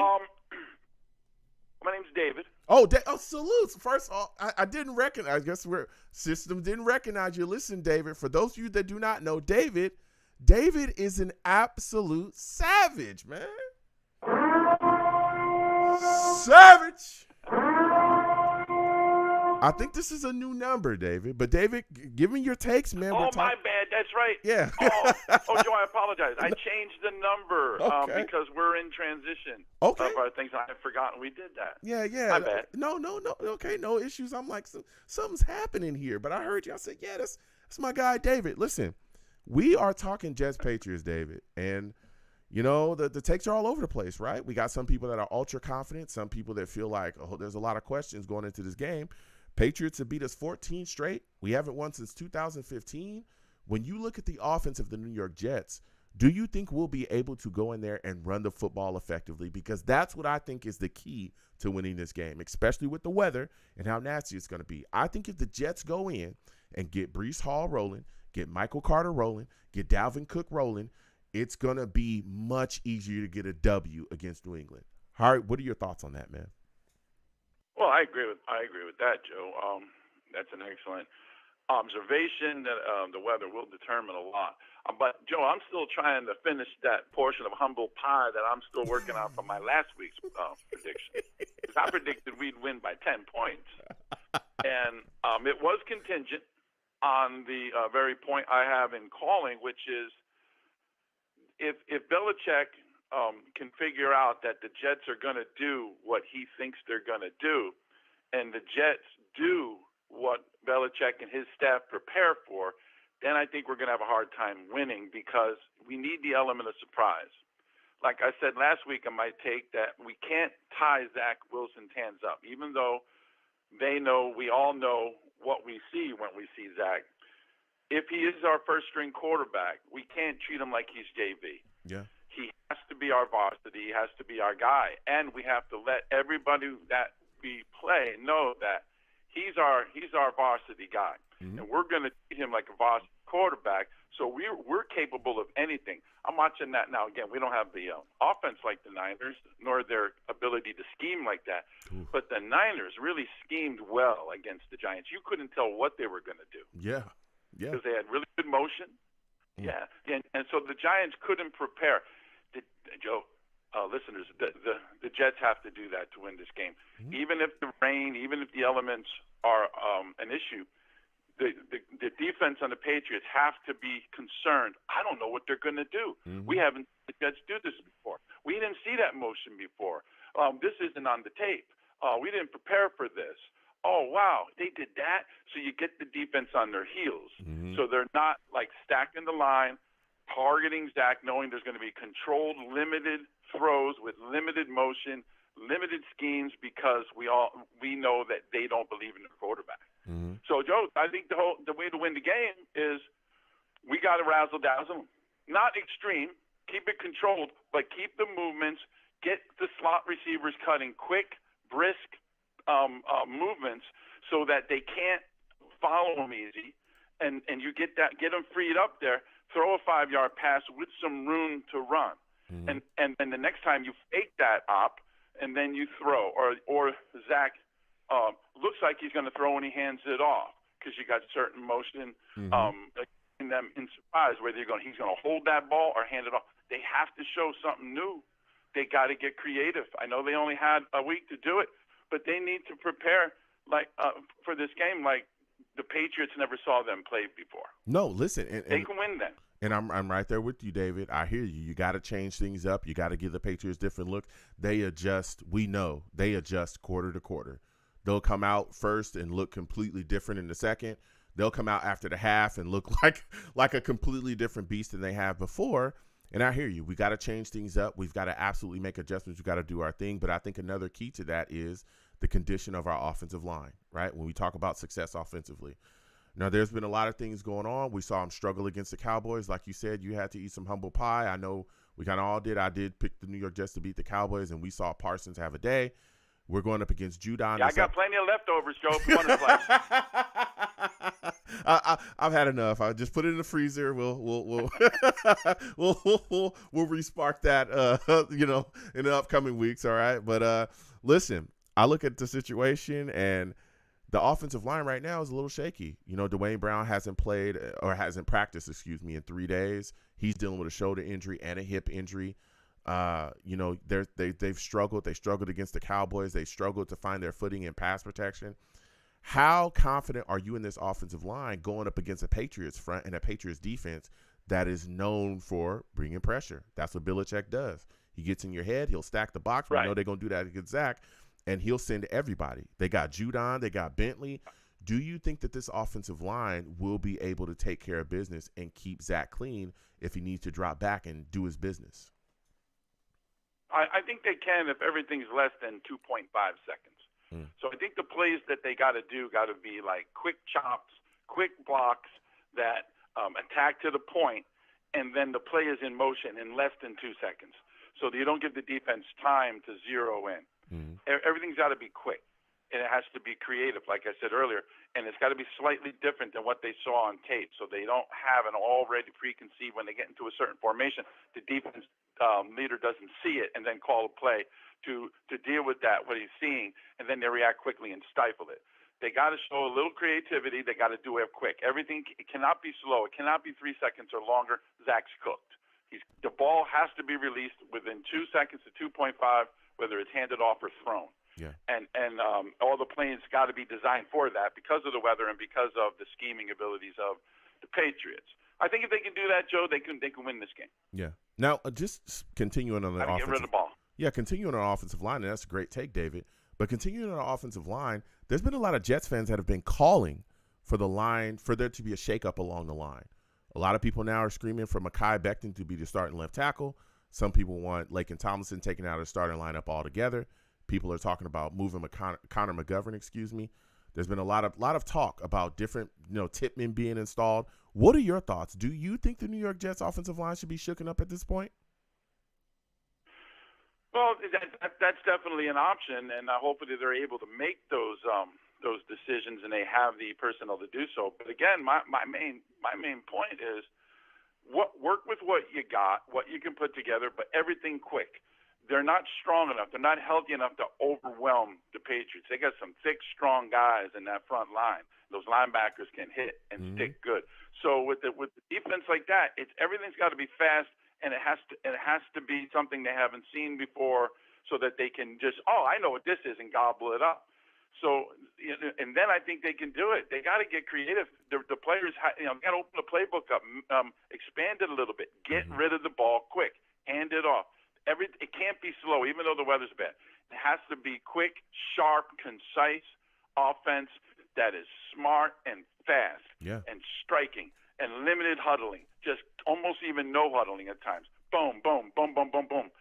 Just like they're fighting a war and striking. I think if they can do that and just keep the pace guessing, keep them on their heels, everything quick, I think they can win. Otherwise, they're going to – yeah, you're right. Our offensive line isn't strong enough. They're not going to be able to long passing blocking schemes where Zach's got 3 seconds plus to throw it in. He'll get killed. Yeah. It's got to be quick. Yeah. Get that ball out of his hands and get it into a running back's hands or a wide receiver option, or a tight end, quick throw, everything quick throws to the receivers, and everybody moving and cutting and slicing and dicing. Doing that, they got a shot. Yeah, no, listen, you're bringing the heat now to just talk about the defense for a second with you, David.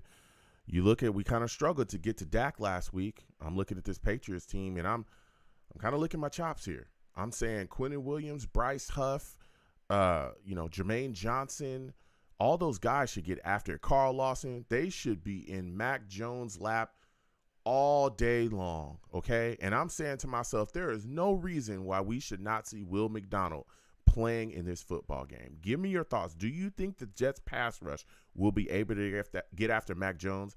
And why do you think we haven't seen Will McDonald on the field, man? I don't have enough information, Joe. I'd like to hear your take on that. I think you're better informed than me, so I don't want to pretend I have good insight to that. For but Will I will McDonald? say this, that yes, okay. I'm really not sure on that whole dynamic, but I will say this, that the Patriots aren't going to throw the ball a lot. It's going to be probably going to do like what I was saying. Everything's going to be quick, short passes. Yeah. They're going to rely on the running game. My concern for our defense that I have seen so far with my eyes is tackling skills. Yes. We got to get a tackle and wrap and stick quick. No arm tackling. Strike, hit hard, and prepare for more of a running game than a passing game. We got the passing defense. Our guys, Sauce and all them guys, can cover these guys. But the problem is, can they tackle? And that first hit, are we getting that running back or that receiver down when those quick throws are going to do, crossing patterns and things like that? Are we hitting them at 3 yards and they're going down, or are we hitting them at 3 yards and they're getting 5 more? Yeah. If they're getting 5 more because they're breaking tackles, we're in for a long day. Yeah. So that's my concern about the defense. Yeah, you're talking absolute facts there, David. That was a great take. And the Will McDonald, I don't know why he's not on the field, because if we're talking about pass rush, that's one of the main reasons why everybody was so excited about him was, hey, yeah, we didn't get Broderick Jones, but Will McDonald's going to come in here. We're going to be able to rush the passer and get after people. And I think that rotation talk that we constantly were talking about all this offseason, even the plays that we saw him making preseason, I think everybody's confused as to why this young man is not hitting the field, why we're not seeing him more early and often. So we'll see what happens going forward. He was a healthy scratch against the Cowboys. He should not be a healthy scratch this week against the Patriots. We need to get it rolling. We need to get pressure on Mac Jones. Now, my final question before I let you go, David, you've had a great call, man. We heard Sulla get to the podium, right? The league called him and basically said, hey, look, those roughing the passers calls last week, yeah, they were poop, all right? They weren't very good. They weren't roughing the passers. Hey, we're sorry, right? Okay, $1 short and a day late, right? Game's over, whatever. You're sorry about making those calls. But he also went on to talk about how he believes that roughing the passer, he believes that the roughing the passer call should be a call that should be able to be reviewed. I want to get your thoughts on this. Do you think that roughing the passer is a call that should be able to be reviewed by the referees?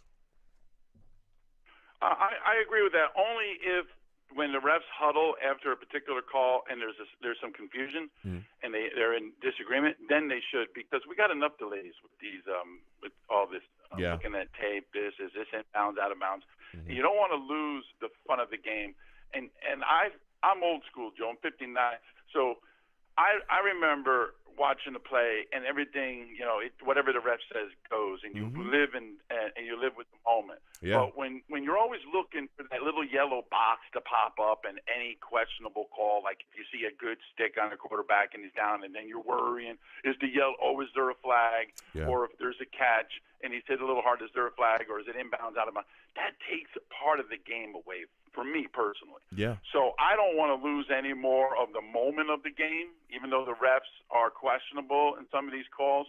But I think it's a fair point. I mean, I heard that take by Salah today, and I said, yeah, that would be nice. Can we do it, though, in a quick, concise manner so you don't lose the feel of the game and you're just like, another delay, I got to go to the ice box. Where's the Pepsi or whatever your favorite beverage is?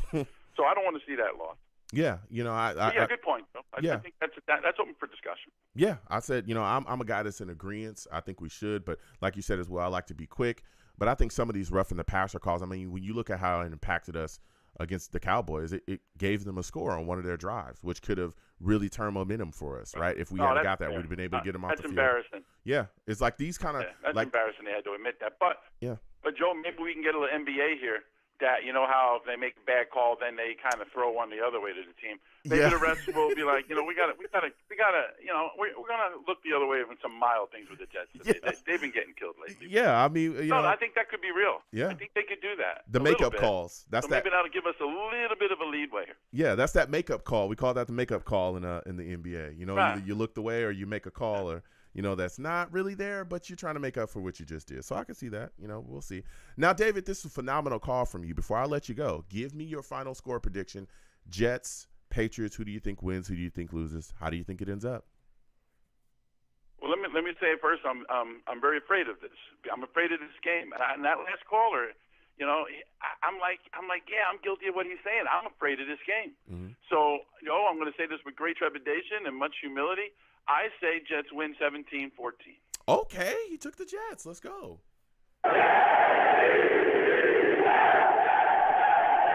Listen, David, phenomenal call from you from, your new spot. I hope your transition and everything is going well. Next time I have a show, I want to hear from you, all right? Sorry about that. I forgot that, Joe. You have a good day now. Go Jets. Go Jets. That's what I'm talking about. Listen, man, what a show. All right. Got a lot of things moving and shaking here. Again, I am in agreement. I think the New York Jets should absolutely, I think the league should absolutely be looking to, put that in a position where they should be able to review roughing the passer calls. Okay. Because, man, the way that they can turn games, and there are so many quarterbacks that honestly often get bailed out by that call. And I understand that this is an offensive league. I understand, face the league as quarterbacks, blah, blah, blah, so on and so forth. But come on, man. Like, you're not even allowing defenders to really be able to make a play. What are they supposed to do? John Franklin Myers literally was thrown into Dak Prescott. He was thrown into him. Michael Clemens hit him. Bruh, it was right there. Like, come on now. Come on now. Now, before I close the show out, this has been a hot show. Listen, I'm going to break this down. Now, with the weather and everything that's going on here, it's going to be tough, right? It's going to be a nasty game. We need to run the football effectively, man. Breece Hall, Michael Carter, Dalvin Cook, they've got to get these yards. But I got a feeling that, Belichick knows what's up. I got a feeling that he's going to have a game plan that's going to be fully ready for that. They're going to stack the box like they did in a lot of those games these last 2 years since Zach has been here. And I think they're going to put pressure. And I think this is a game where Zach is going to have to show, even with the weather, that he's going to be able to be successful into short intermediate game. Short to intermediate, he's going to have to be able to make those plays to keep the chains moving. That's what he's going to have to do. And I think a lot of what we see is going to come down to him just making quick throws. I'm a little concerned. Again, Nathaniel Hackett, I liked him. I know people was like, oh, he's just Aaron Rodgers' buddy. That's why we brought him in. I don't believe that to be true. Okay? I don't believe that to be true. Okay? Yes, they are friends, but I don't think that's the only reason why he was hired as the New York Jets offensive coordinator. I believe that Nathaniel Hackett is a solid offensive coordinator that didn't have the best game plan against the Cowboys. But here we are against the Patriots. I think he'll be able to put some things together. And I think that this week he'll make offensive adjustments need be. Okay? I look at the defensive side of the ball, and I'm saying to myself, this Jets defensive front is going to show up in a big way. They're coming off of a game where wasn't their best defensively.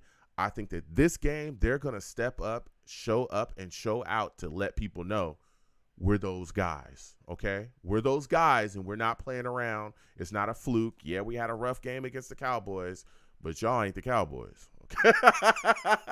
You know what I'm saying? Yeah, the Cowboys, great team, one of the best teams in the league. Yeah, we had a rough game, but y'all ain't the Cowboys, though. You know what I'm saying? Y'all the Patriots. And I think they're going to step up in a big way and have, really make some plays. I think they're going to be able to get after Mac Jones. Ramondre, I'm a little concerned about him, but I think they're going to have a game plan to corral him. If anything, the tight end position is really what worries me. Hunter Henry, the other tight end they have there as well, man, oh, man, those guys can get after it, okay? And we got to be concerned. Henry and Gesicki, we got to worry about those guys, okay? I'm a little concerned about them, especially, again, with Tony Adams being out. You got Amos in the building. I'm sure they're going to bring safeties down to kind of help with the tight ends in coverage. I'm a little bit worried about them, okay? Because those guys, especially in the red zone, they get big down there, okay? So we got to make sure that we keep those guys in check too. I'm not worried about their wideouts at all. I'm not worried about Parker. I'm not worried about Bourne. I'm not worried about, any of those guys. I'm not worried about Juju. I'm not worried about them. Not against our secondary. Not against Sauce, Michael Carter II, or Reed. I'm not worried about it. I'm just more worried about, those tight ends getting loose and getting rolling, okay? So with that said, all right, I am taking the New York Jets to break the losing streak, okay, and beat the New England Patriots 10-14. 10-14, I'm taking the Jets. I'm taking the Jets, baby. All right? That's who I'm taking. Now, before we close things out and shut it down, I'm going to go to a guy in Atlanta, okay? We got a caller in the building. I'm going to Atlanta, okay? 404, we're coming directly to you, all right? For those of you that do not know, this man from 404, he's a savage. Savage! Salutes to you, my friend. We're sitting here talking Jets, Patriots. I just gave my breakdown of what I believe, is going to happen in the game. I took the Jets.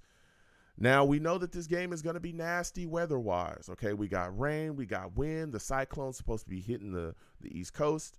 I'm looking at the Jets offense, and I'm saying to myself, we got to run the football effectively. Do you think that Breece Hall, Michael Carter, and Dalvin Cook will be able to achieve that against this Patriots defense?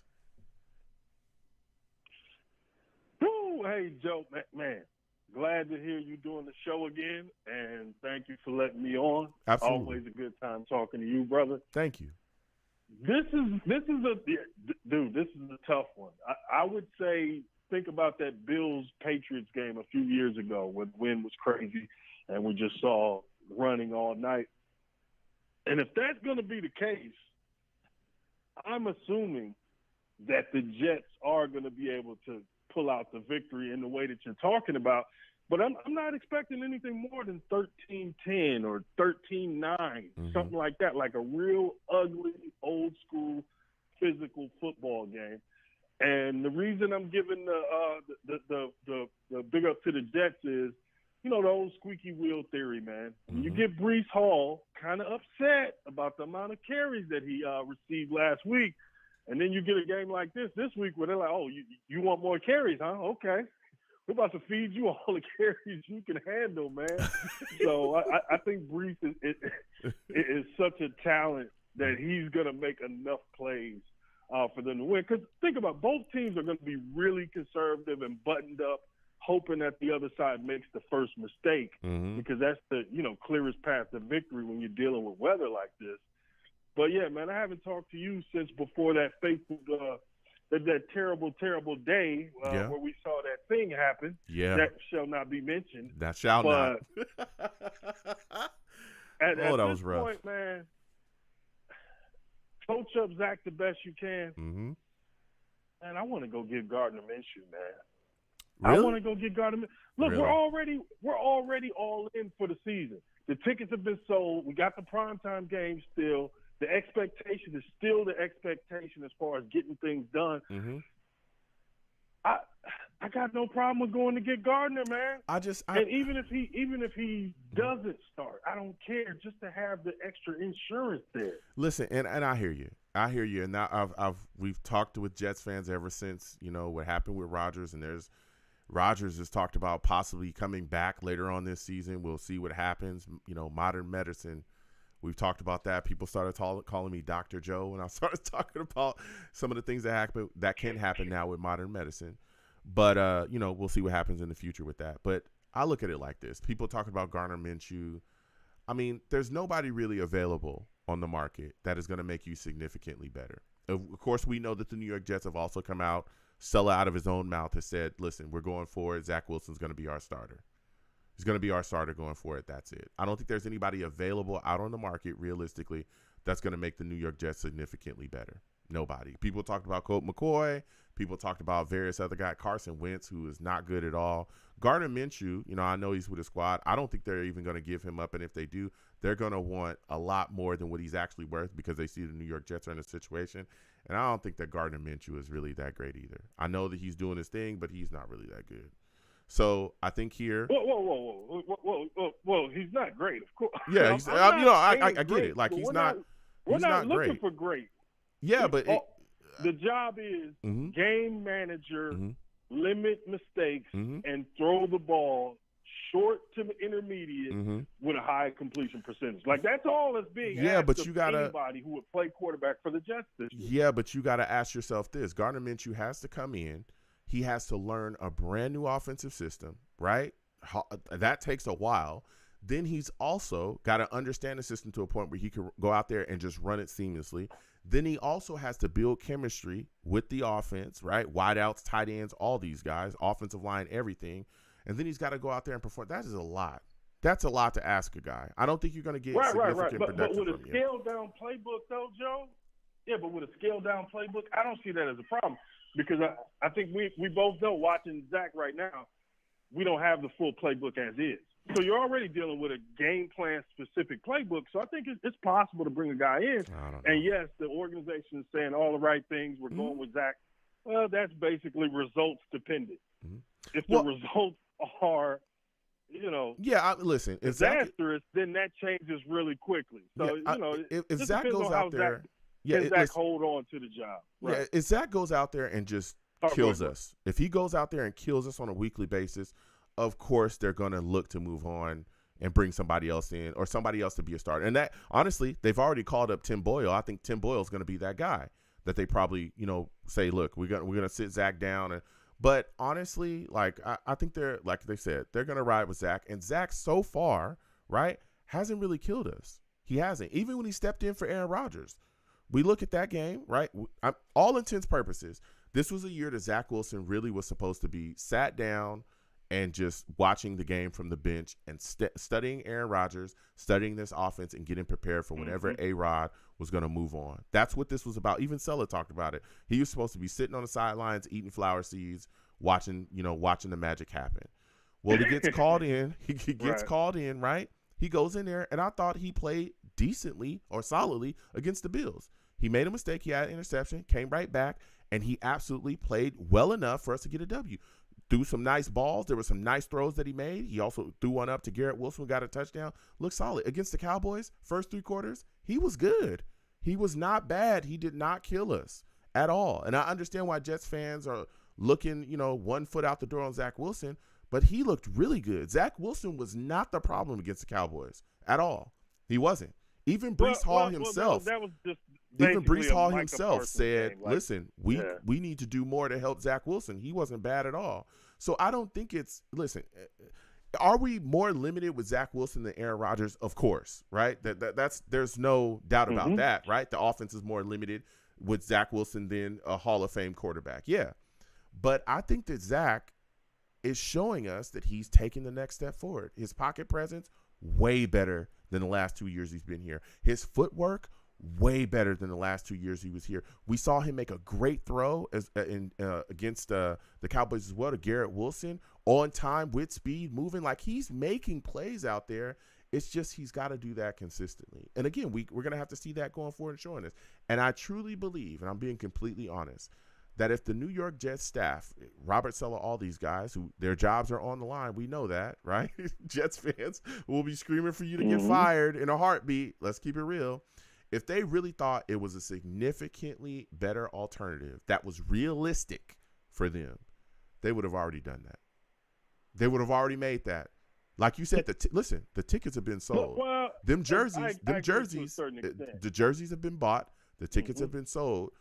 Jets fans want to see a winner for sure, right? But if it was realistic and it made sense and they didn't have to, pay out the wazoo to really bring a guy in here that was going to significantly put them in a situation to stay afloat, they would have done that. I think they look at Zach Wilson and they're like, hey, this kid can do those things. And that's why I think they're riding with him. Give me your thought on that.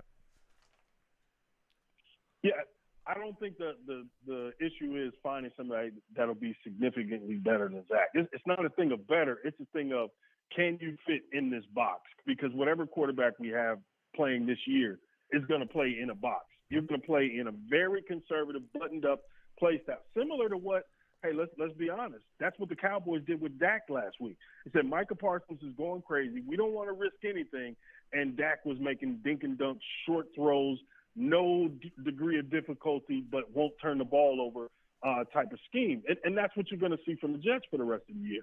So if Zach can't provide that, then, yeah, that can be found on the open market.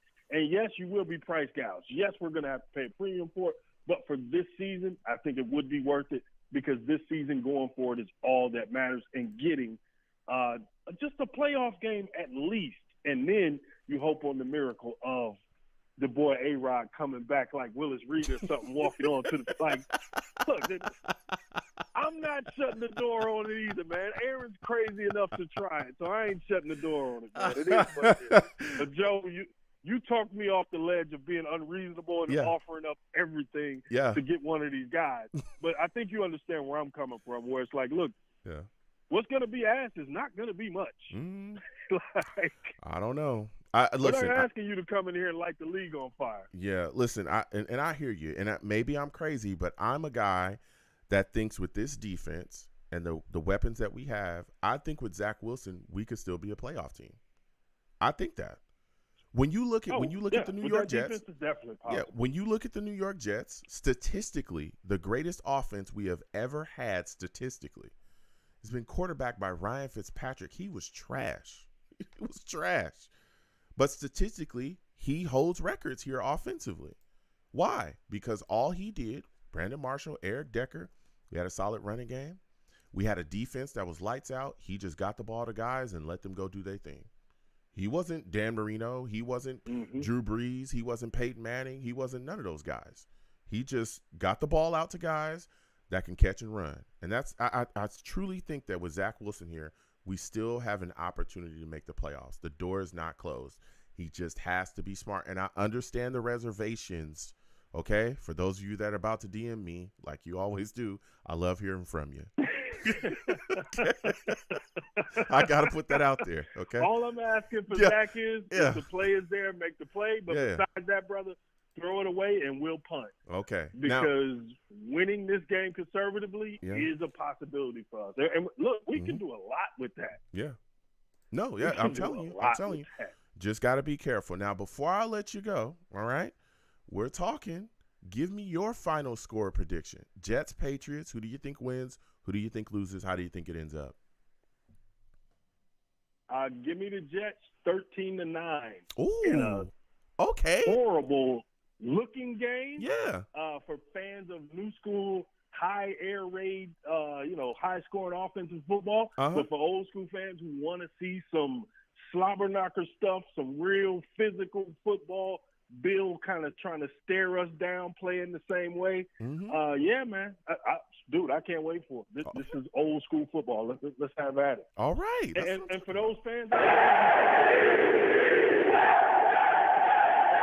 go ahead, finish up. Y'all see how much Dakota avoided Sauce, right? For all the fans out there, all you people out there who watch CeeDee Lamb run away from Sauce all night and get all those catches away from Sauce. Listen. Yeah, Sauce is the real deal. Yeah. No, listen. Dak said after the game, listen, Sauce talked to Dak after the game, and Dak said, why would I go at the best player on that team defensively? Why would I do that? I'm not going to do that. I will if I have to, but I don't have to. So I'm going to go somewhere else. That's smart. Listen, Dak is a good quarterback in this league. Yes. He's not like, he's good. This is a good guy. He's smart. The game plan was smart. Jets got an amazing rush. Let's not put ourselves in any trouble. Get the ball out of his hands quickly. Stay away from Sauce Gardner at all costs, okay? CeeDee Lamb running wide open. Let me just hit you with these dots, and let's get on up out of here with this W. Also, let's make sure the refs, make a call here and there, sprinkle a little spice in there, and then we get up out of here. You know what I'm saying? This is W's. This is easy. Yeah. This is easy W's. A little Jerry favoritism going on. Yeah, a little Jerry. A little home cooking in Dallas. That's the game plan we should have every week. Yeah. And that's the game plan we should have as well every week. Yeah, listen. Button up, baby. I got to slide off.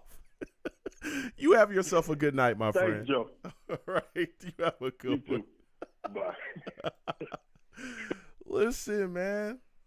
I'm not going to lie. There was some home cooking, okay, in Dallas. Y'all saw it. I'm not a conspiracy theorist. I'm not saying nothing. I know, different people watch me from different places, different spaces. I'm not showing no disrespect. I'm just saying, the referees, they were a little, exuberant to throw flags. Y'all be DMing me about that later. I respect it. I see what's going on. All right. Listen, we're going to close things out, man. This was a great one, man. Really enjoyed talking to y'all about this football team. Like I said, I'm taking the Jets to win an ugly game. It's going to be ugly. I don't think it's going to be pretty at all, especially with the weather. They're going to be running the football, pretty tough, pretty heavy. And like I said, I want to see Will McDonald out there. I don't know who ends up being sat down. If Will McDonald is activated, we'll see how they, manage the roster. They always do things. Again, Wes Schweitzer being out, could open the door for McDonald getting activated. Again, Schweitzer is dealing with that concussion. Again, with Tony Adams being out as well, dealing with a hamstring injury. So, man, a lot of things moving and shaking here with the New York Jets. Now it's time to close out the show. Listen, I'm the man of the people. I'm here for the people. Let me shamelessly promote my Facebook page. Everyone go on Facebook. Search The Long Beach Joe Show. Like that page. My content's up there. Go ahead and give it a listen. Message me. I'll message you right back. I love going back and forth with you folks about this football team. Also, leave me some feedback. I love hearing about what you folks think I do here on The Long Beach Joe Show. All right. Your boy is also on Twitter as well. Go on over to Twitter. Type in @The Long Beach Joe. @The Long Beach Joe on Twitter. My personal page is @YoungJ000. Again, personal is @YoungJ000. All right, on Twitter. But the show's page is @The Long Beach Joe on Twitter. Go ahead and follow me. I'll follow you right back. You want to troll me? No issues. I am the troll that lives under the bridge, and I will have my Vera Tucker jersey on at all times. All times. Do y'all notice how we talk about we talk about moving offensive linemen out of their positions because they're really bad, but we never talk about moving Vera Tucker out because he's bad. It's always like, hey, we need somebody to move over to right tackle. Vera Tucker is he's talented enough to do that. Let's get him over there, right? Let's move Mekhi Becton to left tackle. He's good enough to be the starting left tackle. Get Brown out of here. We need to figure some things out. Listen, we could just move Connor McGovern to right guard. Let's move Vera Tucker, our right guard, who used to be our left guard. That was phenomenal. Let's move him over to right tackle because he's good enough to play that position. I'm just saying, if you want good players, right? If you want to make sure that you get some talent on your squad, go to USC. That's what the Trojans do. That's what we do, baby. We put talented players on the field, okay, for you to enjoy. Fight on, okay? Fight on. Your boy's also on YouTube as well, for those of you that do not know. Going over to YouTube, type in Long Beach Joe Jets on YouTube. Subscribe to the channel on there, all right? When you hit that subscription button and you subscribe, hit that notification bell so when I post content, you'll be in the know. Also, give the video on the streams a thumbs up. Share them across your platform or social media platforms, with your friends and your family. I always enjoy people that find my show that way as well. All right. So I appreciate y'all to do that. And as always, people, when you see me in person, okay, when you see me in person, it is arms out, chest open, free hugs for everyone. Free hugs for everyone. The hugs will cost you absolutely nothing. They will always remain free no matter what anyone tells you. All right. The hugs are always free. I want to thank you folks for calling in. I want to thank you folks for listening to the show. I want to thank you folks for being in the chat, all the savages. Any way that you interact with your boy, any way that you interact with the show, I want to thank you. And I appreciate all of y'all. Without you people, I'm absolutely nothing. Thank you for taking the times out of your day to be involved with the show. All right. You folks have a good one. Until the next show, peace. Hold on one second, folks.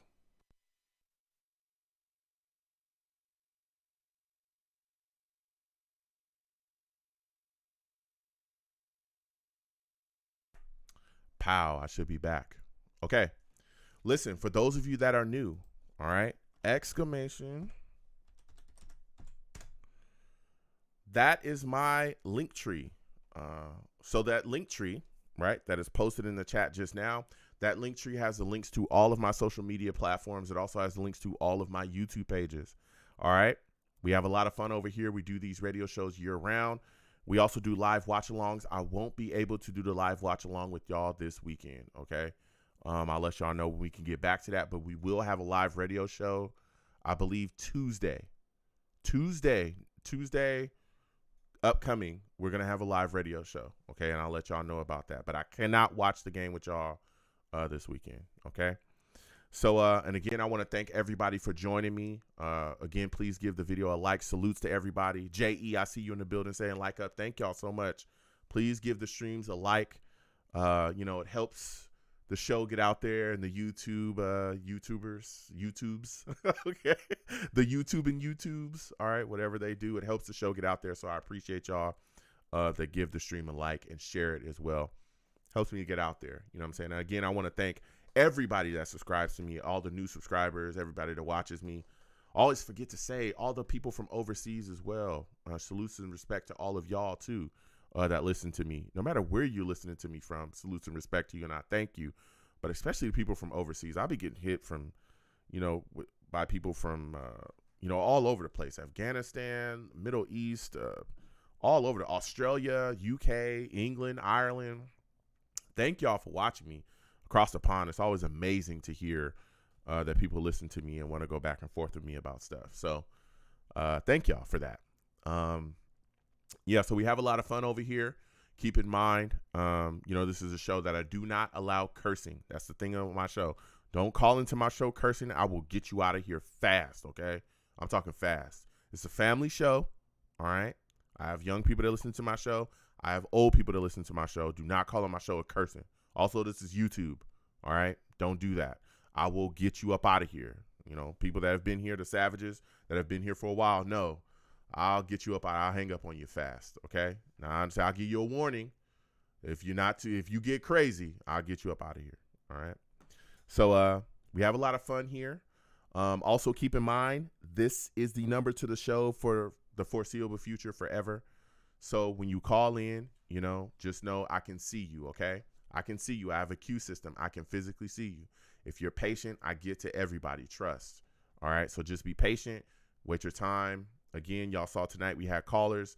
Not every time people are not going to get 30 minutes to talk, but I'll give you more than enough time to state your case and go back and forth. But again, the show heats up. We got to get rolling. You got to make your points, be concise, and get going. So we have a lot of fun here talking. Also, with this number, as y'all heard tonight, there's a person or people that call into the show at a certain time. So the lines to my show, this number, will open the lines at 6:50 p.m. Eastern, okay? My show starts at 7 p.m. Eastern, but at 6:50 p.m. Eastern, the lines to my show open, okay? I don't control that. Now, what happens is people call in early to my show so they can get on the show earlier, all right? So here's what they do. I'm not telling y'all who it is. It's Val and Rusty. I'm not telling y'all who it is, though, okay? It's Val and Rusty. I'm not saying who's doing it. It's Val and Rusty, okay?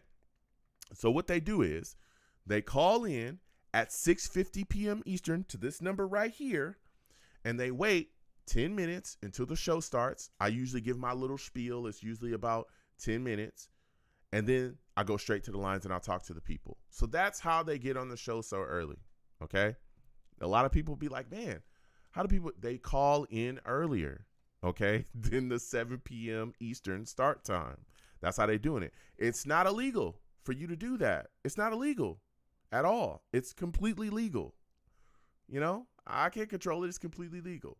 But I put it out there so that people know, okay? All right? So Al can say it's accusations. He can say, people say a lot of things, but trust, okay? It's true, all right? If I'm telling you it's true, okay? I'll only tell you the truth, all right? So we have a lot of fun. Also, keep in mind I respect people's time, so I go down my queue. I've had people, hit me up like, Joe, I've been a Jet fan for 20 years, and you had this kid on, before me. The last time I called in, he only been a Jet fan for 2 minutes. Listen, I don't care. I don't care if you've been a Jet fan for 20 years or 20 minutes. If you call in, I'm going to go down my queue in order because I respect everyone's time, okay? So just be patient. Trust. We will get to everybody. And I respect all Jets fans, no matter where you're from, no matter what you do, all right? I want to hear from you. I want to have that conversation. But, I respect everyone. And so just know that. I've had to, say, hey, whoa, I love that you want to talk to your boy, but just know, everybody's going to have their chance. And again, even if you call in and I don't, agree with your point, I give you more than enough time to adequately argue against it, okay? When you call in, just know if you have a point, and I don't agree, I'm going to challenge you. I'm going to ask you why, okay? So let's go back and forth and have that respectful debate, please, all right? Have a lot of fun, man. This Patriots game coming up this is going to be a wild one. We haven't beat them since 2015. That's crazy. Also, when you call in, please make sure you have a good phone connection. Don't call me from a phone that you found in a Home Depot dumpster. Please make sure that I can hear you. If I can't hear you, then what can I do? Okay? Also, make sure your background is clear of noise. If you got all this crazy background noise, I'm going to move on from you as well. I need to be able to hear you clearly. Excuse me. My audience needs to be able to hear you clearly. If neither one of us can hear you clearly, how can we make sense of what your takes? You can have an amazing take, but if I can't hear you, what can I do with it? Okay? What can I do with it? Just please make sure that everything's good on your end, and please make sure that your background is clear. Also, be careful of calling in on headsets or earbud because all that stuff will echo and stuff like that. Kind of cut that stuff out. I'll give you time to make the right, corrections, and then let's get to the discussion. All right. So, and again, I want to thank everybody listening to me, no matter where you listen to me from. Some people say that they listen to me on the way to work or on their way home from work or when they making dinner or whatever, wherever you listen to me from, I appreciate you. All right. So again, please make sure you make the right adjustments, and then let's have that discussion. All right. Yeah. So we have a lot of fun. Again, we do live watch-alongs after the live watch-alongs that we usually do when my schedule allows. We have a live radio show after. It won't happen this upcoming game. I'll let y'all know when the next time I'm going to be able to do that. But those shows are a lot of fun. And again, there's no cursing on my show. I don't allow cursing. And I don't call in and yell over me either. Those are the two things I don't allow. Don't curse on my show, and don't call into the show trying to yell over me, because we need to have a discussion, okay? So, yeah, those shows are hot. And there's been some times. My show was coined Jets Therapy at one point, especially during that last era of gays. Whoa, that was a rough time, okay? So we have a lot of fun doing this. Also, you may catch your boy at some point soon, hopefully. I'll be able to get back to playing games, video games with y'all, NBA 2K, Madden, Street Fighter, or something. I'm working on that, guys. My schedule is just wild, okay? So please work with me. There's a lot of people very angry with me not playing video games as much as I used to, but I'll get back to it. Don't worry. Eventually, okay? I'm trying. So, yeah, we have a lot of fun doing that stuff, and we have a blast over here. So if you see your boy playing games, subscribe. You should already be subscribed, hopefully. But, come on in and talk to your boy, and go back and forth. We have a lot of fun. So we do that over here, too. So, I'm going to get on out of here, folks. Again, our next show is going to be Tuesday at 7 p.m. Eastern. We'll have a lot of fun doing that. And I'll let you guys know for sure. So listen, before I get out of here, salutes to all the Savages in the building. Jets fans, salutes. Good to see you. He says, no excuses. They need to get the job done this weekend. Yeah, I hear you, man. Dakota, always good to see you in here as well. Salutes. He says, no more excuses with or without Rodgers. Zach Wilson, it's your time. Dakota speaking the facts, all right? Truth be told, salutes. Good to see you in here as well. Hawkeye, I see you in the building. Salutes. J.E., salutes, man. All right. Salutes to everybody in the building that came by and said, what's up to your boy, man? I truly appreciate y'all, man. Jay, I see you. Salutes. Good to see you in the building as well, man.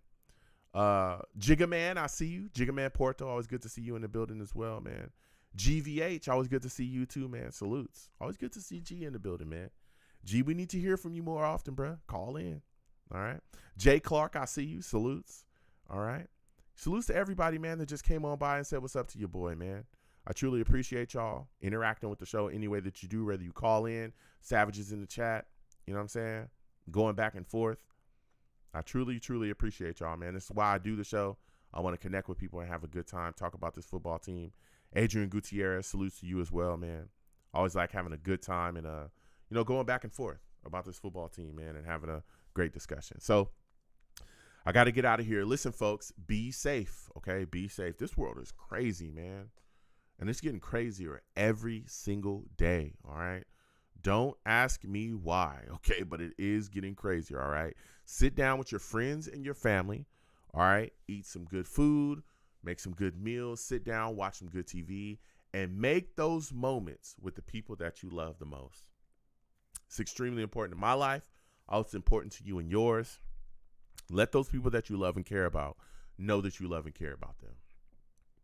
It's a big, man. It's big, and I hope that y'all do that, and I hope you value that the same. All right. So I'm gonna get on up out of here. Again, I think Tuesday is gonna be the next show. Jets got to get it done. We got to beat these Patriots, man. Come on, Jets. Let's get it done. Zach Wilson, Breece Hall, Quentin Williams, Sauce, DJ Reed. Let's get after it. Let's put it on the Patriots, man. Let's get this victory and bring it home. I'll see y'all, on the next show. You folks have a good one.